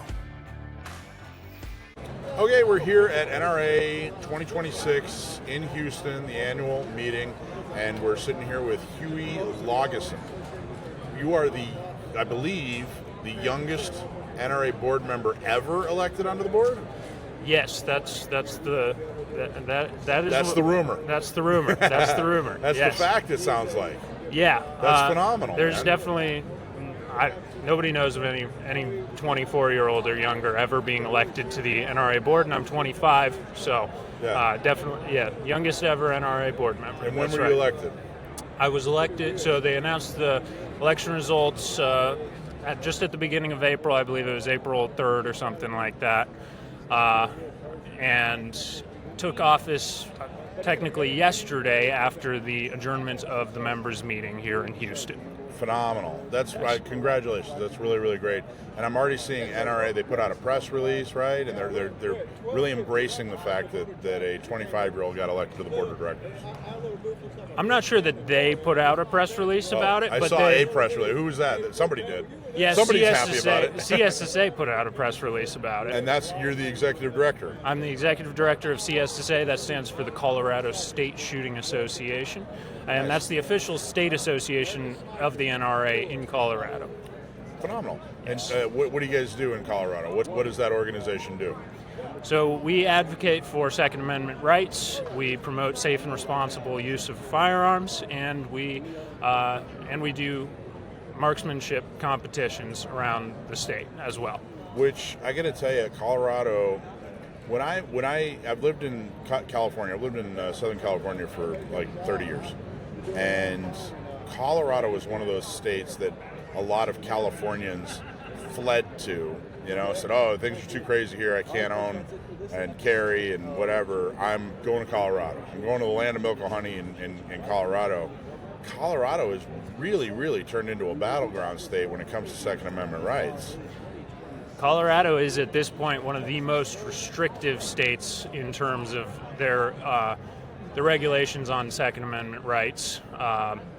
Since 2013, it's been a constant onslaught on our gun rights in Colorado. In 2013, every town in Bloomberg came in with millions of dollars and pushed a high-capacity magazine ban that went through.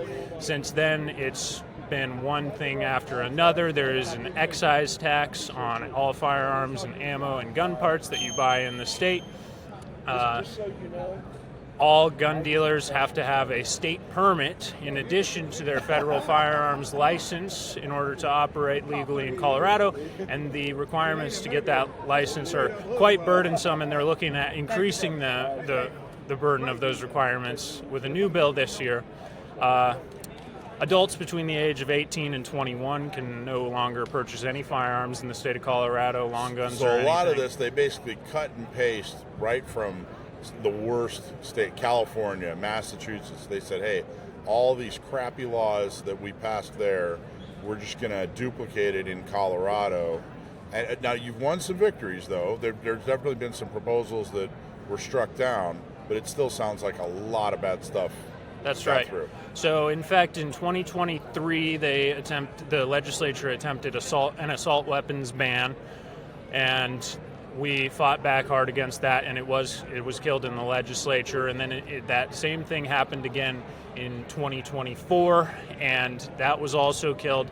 So then last year they introduced an assault weapons ban again, but this time they end up amending it down in the Senate into what's called a permit to purchase regime, essentially. So now. And that was signed into law, and it will take effect August 1st. And what that means is that Coloradans will no longer be legally allowed to walk into a gun store and purchase an AR-15 or pretty much any common semi-automatic firearm without first obtaining a permit from the state. And the requirements to get that permit very I feel so much burdensome. safer. Don't you feel safer now, Dakota? Thanks So much safer. They're stopping crime. What a lovely idea. How did it get this silly. bad? How did Colorado get this bad? It's a great question. It's definitely not stopping crime in any way. We're one of the highest states in the nation for car theft. I think we consistently rank in the top 2 for car theft. We consistently rank in the top 10 across all kinds of different categories of crime, and that's a problem that's only increased alongside the increase in gun control. So I know you were being sarcastic there. It's Yes. definitely I hope. not I hope you know I'm being sarcastic. Oh, I'm certain you're being sarcastic. Yes, but no, this legislature has not made anybody safer with their gun control Why laws. has it changed? It used to be this land of milk and honey that all the Californians were fleeing to, and now it's turned into exactly what they were leaving. What happened? What do you think? Why does Colorado? And I know that Colorado suffers from the same thing that most states suffer from, whereas you have all the bad voters in the city, and then everybody outside of the city are normal, good old-fashioned Americans who understand the Constitution. So I get that it's, you have like these one or maybe 2 urban centers where all the bad voters are, but how did that happen? What's going on in Colorado over the past 10, 15 years that they turned so anti-gun? Well, you mentioned the max exodus coming from California, and I don't think that we were only getting pro-Second Amendment people exiting California and coming to Colorado during that time. I think that there were a lot of tax refugees and the like who probably fell along all kinds of different ideological perspectives, and I think we got a lot of Californians in Denver, we got a lot of Californians in Boulder, and we just got a lot of growth in those areas. I mean, the population of those cities have exploded in recent years, and those kinds of places do tend to attract people of a more liberal persuasion, and then the growth in the rural areas just hasn't been enough to keep up with it.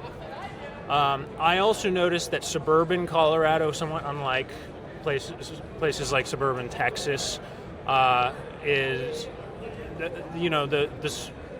they don't like Donald Trump very much in suburban Colorado. So even people that are maybe they tend to vote on the right side of the spectrum are turned off by Donald Trump. So you think that maybe hurt some of the elections in Colorado? I do think that it hurt us in Colorado, and I think that that's a somewhat unique case in Colorado. I've found that these suburban moderates in Colorado, they don't like Trump, and so they're willing to vote for somebody who's not aligned with Trump, but then what they're voting for is somebody that's going to ban their magazines and ban their gun. Yeah. I think the biggest thing that I remember happening in Colorado, correct me if I'm wrong, was it Magpul that left Colorado? Yep, Magpul used to be in Boulder. That was huge. Like, how did that not, like, that was such a gut punch, Magpul leaving Colorado. I think they went to Arizona.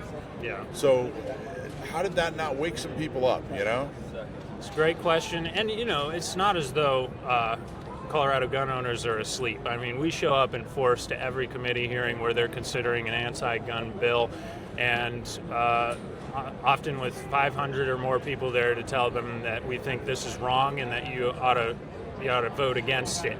And they just don't care.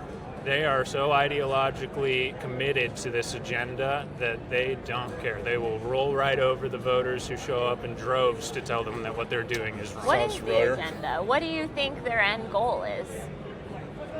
I think it all boils down to control. The end goal is maximizing control. Generally, I think that progressivism tends that way. Everything has to happen in the name of progress, and progress can only happen by giving government more power, and that's kind of the pattern. And I think that's just the nature of government in many ways, and then also the nature of progressivism. So you were saying about how they don't care about gun rights. You're a young guy, you got a family. You're in Colorado, you could be snowboarding, you could be kayaking, all kinds of things you could be doing with your life. Instead, at 24, you're 25, you're the executive director for a Second Amendment organization. You now serve as a board member for the NRA. Why do you care? Well, I have 2 kids. I have a 2-year-old daughter, and she means everything to me and to my wife, and I have a 9-month-old son. And congratulations. Thank you. And I want them to grow up in a world where they can enjoy the same freedoms that I did, because I've so cherished those freedoms my entire life, and the ability to defend myself that they've afforded me, especially my right to keep and bear arms. And that's something I definitely want for my daughter, who, as I said on another interview yesterday, is going to be physically weaker than her male counterparts on average. And if one of them wanted to attack her one day, I hope that she has the means to be able to level the playing field there and to defend herself. And that's what firearms are. They're the great equalizer. Truly. How did you get into firearms? I was born into it. Yeah. Your parents were big gun people? My parents have always been big gun people, big 2A people. In fact, when I was born, my dad was working at the Soldier of Fortune magazine for Colonel Robert K. Brown, writing about Second Amendment stuff. Okay. And you really were born into it then, yeah. Seriously, it was. Yeah. You know, Soldier of Fortune is so interesting. We've been talking a lot about, like, this first or maybe second year they did this media row. You have these podcasters, you have influencers. We've talked to a number of them, and decidedly most people think this is a really good thing that we're able, individuals are able to get a message out of some aspect of Second Amendment, which is great. I got to tell you, growing up in the 80s, Soldier of Fortune magazine was like it.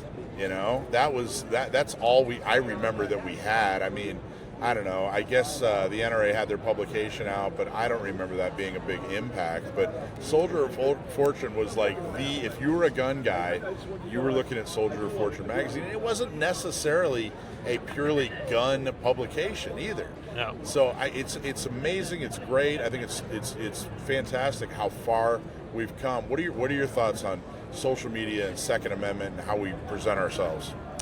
Well, specifically with the NRA, I think that we're working our way out of the Stone Age right now, and we're doing it a few years late, but better late than never. It's good that we're switching our print magazines over to all digital, except for those who want to keep getting their print magazine. You can keep getting your print magazine, but for the most part, we're switching over to digital because that's where most of the eyeballs live nowadays. And in fact, we just launched a new NRA mobile app. It's a membership app, so everything NRA membership is there on that app. You can download it on the App Store, and I know that they're talking about adding some really cool features to that, potentially a reciprocity map and those sorts of things. Oh, that's a good idea. And so definitely check that out. You can just look up NRA in the App Store or Google Store, and you'll find that app. We're definitely making some advancements in our use of technology that I think is going to empower us to better reach younger audiences and broader audiences. That's good. What's your background? What's your professional background? So I do political consulting, and that doesn't surprise me. You're a pretty serious guy. You're pretty serious. Like you're very good at articulating a message. You clearly are thoughtful. I'll bet you're a very good political consultant. Well, thank you very much. Thank you. What does that mean? It can mean a lot of things. Consulting and politics. What kind of things do you do? So one major thing, all kinds of things. I wear a lot of hats, but one major thing that we do is qualify ballot initiatives for the ballot in Colorado, statewide ballot initiatives. So we'll manage the signature collection to get the sufficient signatures to get a policy onto the ballot to put before voters so that they can decide if they want that or not. And that's been one way that with Colorado under such strong liberal control for so long, we've actually been able to get some good conservative policies enacted in Colorado by putting it on the ballot and putting it before voters directly. That is something I'm torn on. California has a proposition, procedure in their constitution too, and it's something I'm torn on because there's been a lot of successful propositions in California that I've agreed with. You know, generally the public policy that they brought, I was like, yeah, this is good public policy.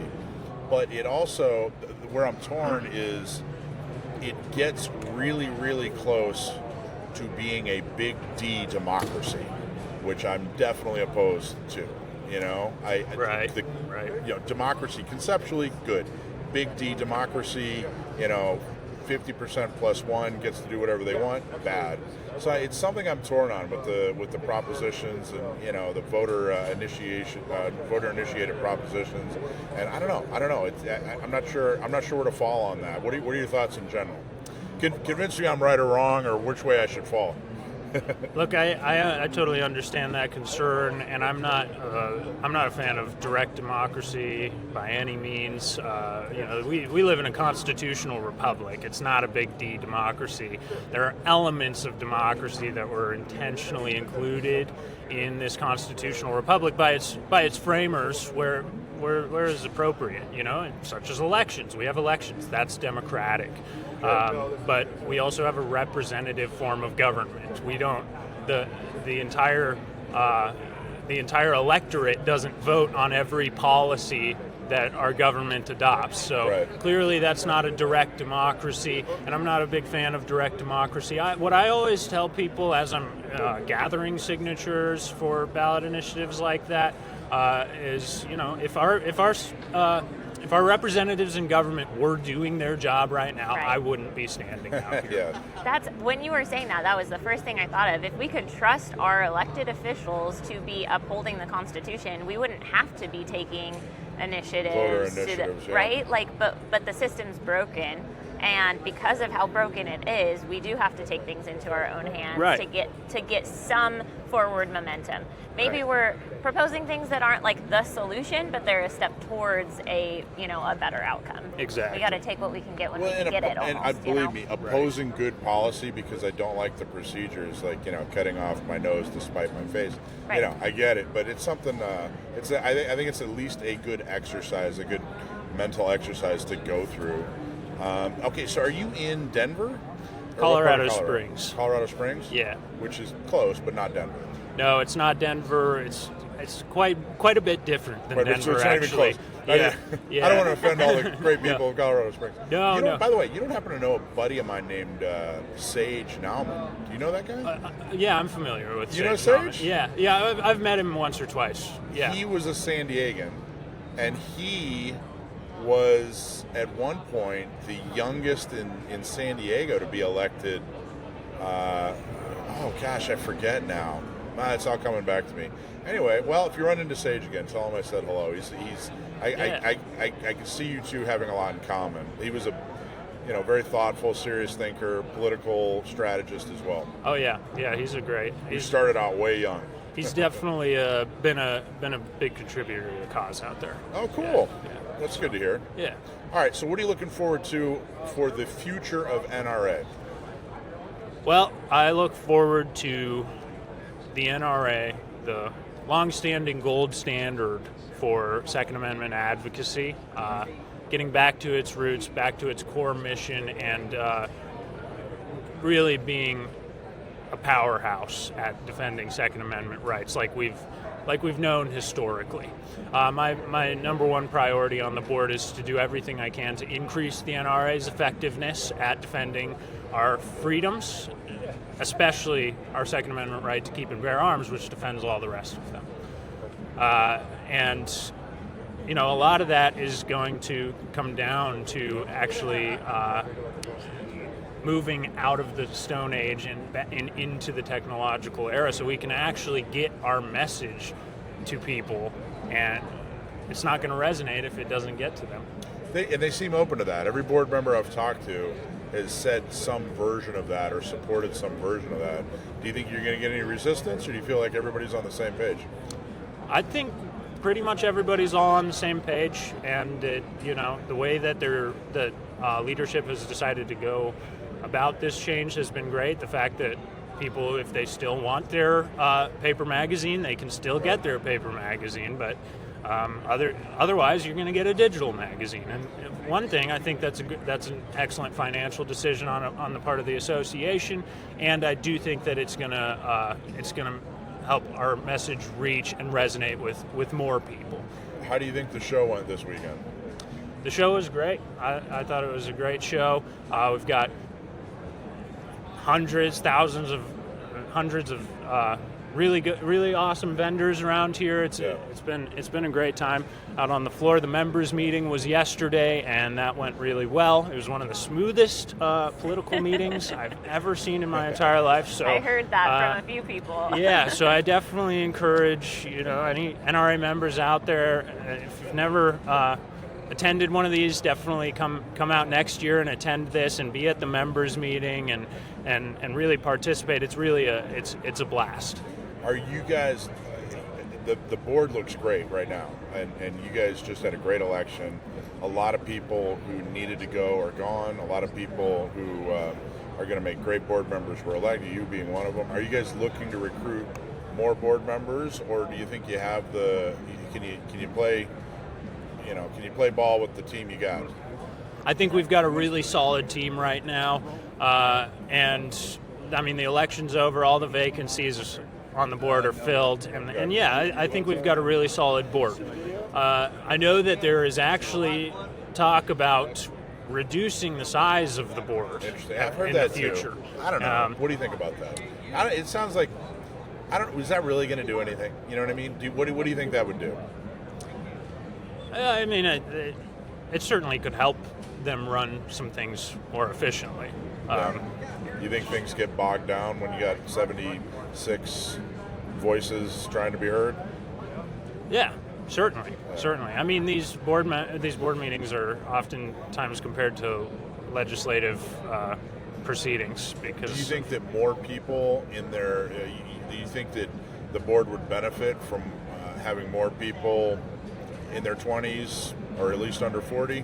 I do think the board would benefit from that, and I say it. I have a nuanced take on this. I think that the age that we have on the board is very much an asset for the association. Yeah. There exists too a liability in the lack of youth on the board, and that's something that we need to work on fixing. Yes. Well, have you thought about like somebody in their 20s who's maybe also a woman, maybe from San Diego? I'm not starting my political campaign with board of directors of the NRA, but I do think, even just seeing, I was at the women's brunch earlier today, and they had a fair amount of the female board members represented, maybe even all of them. Do you happen to know the number? How many women are on the board? I don't have the exact number, but I think it's around like 15, they're maybe, quite, somewhere in that ballpark.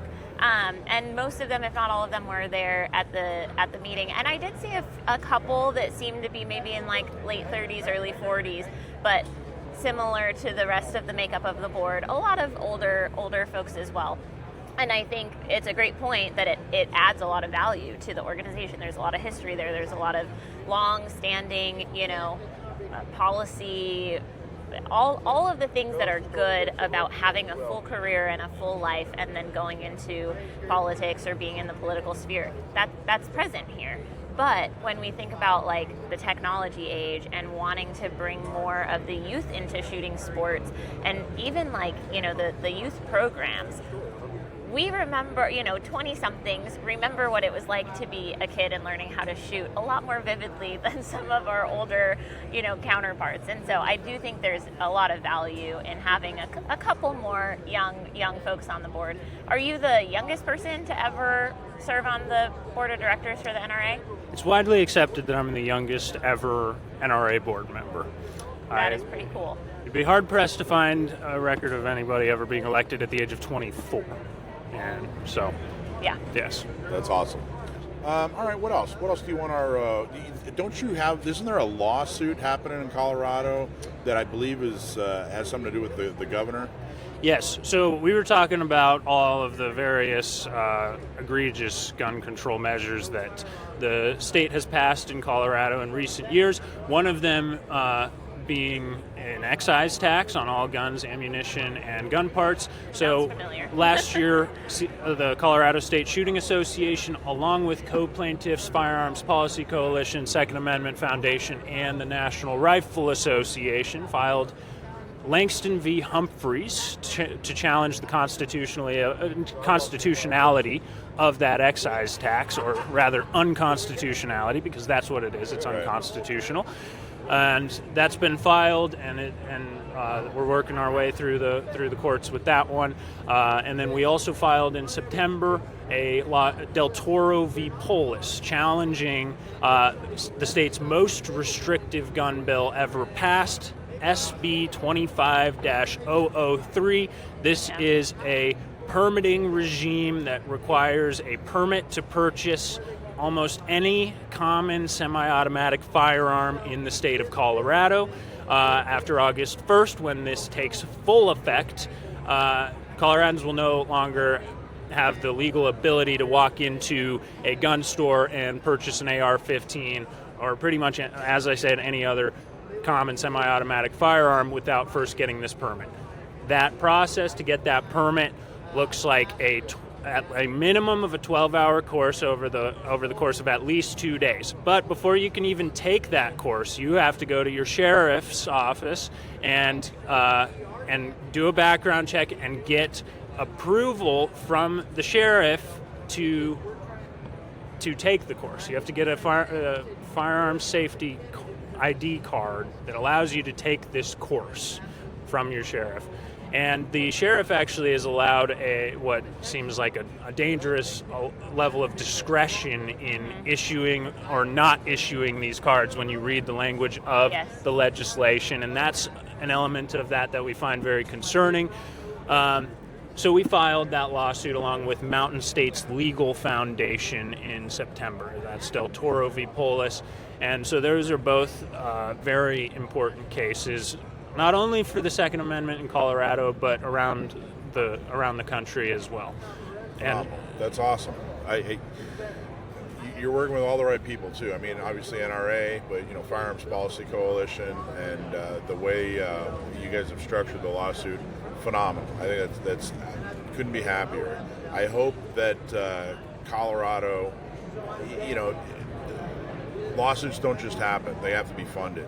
So hopefully everybody in Colorado will see the value, and it's pretty simple. Just join the NRA to help fund this lawsuit, right? I mean, isn't that probably the best way? If someone in Colorado is sitting there wondering what they can do to help, just pay the annual fee. Join the NRA, and don't forget, join the Colorado State Shooting Association as well. We do our own fundraising, and we are certainly funding these lawsuits, so we need your support as well. You can find us at cssa.org. You can join us at cssa.org/join, and I very much encourage you to do that. If nothing else, go to our website, click the button in the left-hand corner that says sign up for our email list, and get onto our mailing list, and we will keep you up to date on everything that's happening regarding the Second Amendment fight in Colorado. Phenomenal. Thanks for taking the time, Huey. Appreciate it. Absolutely. And congratulations again. Thank you. Was this your first interview as a board member? Or? No, I think it's my second or third. Let's just say it was your first. Let's say it was your first. It was definitely your best. So let's. Hey, thank you very much. Thanks, Huey. Appreciate your time, man. Absolutely. Thank you. Thanks, man. That was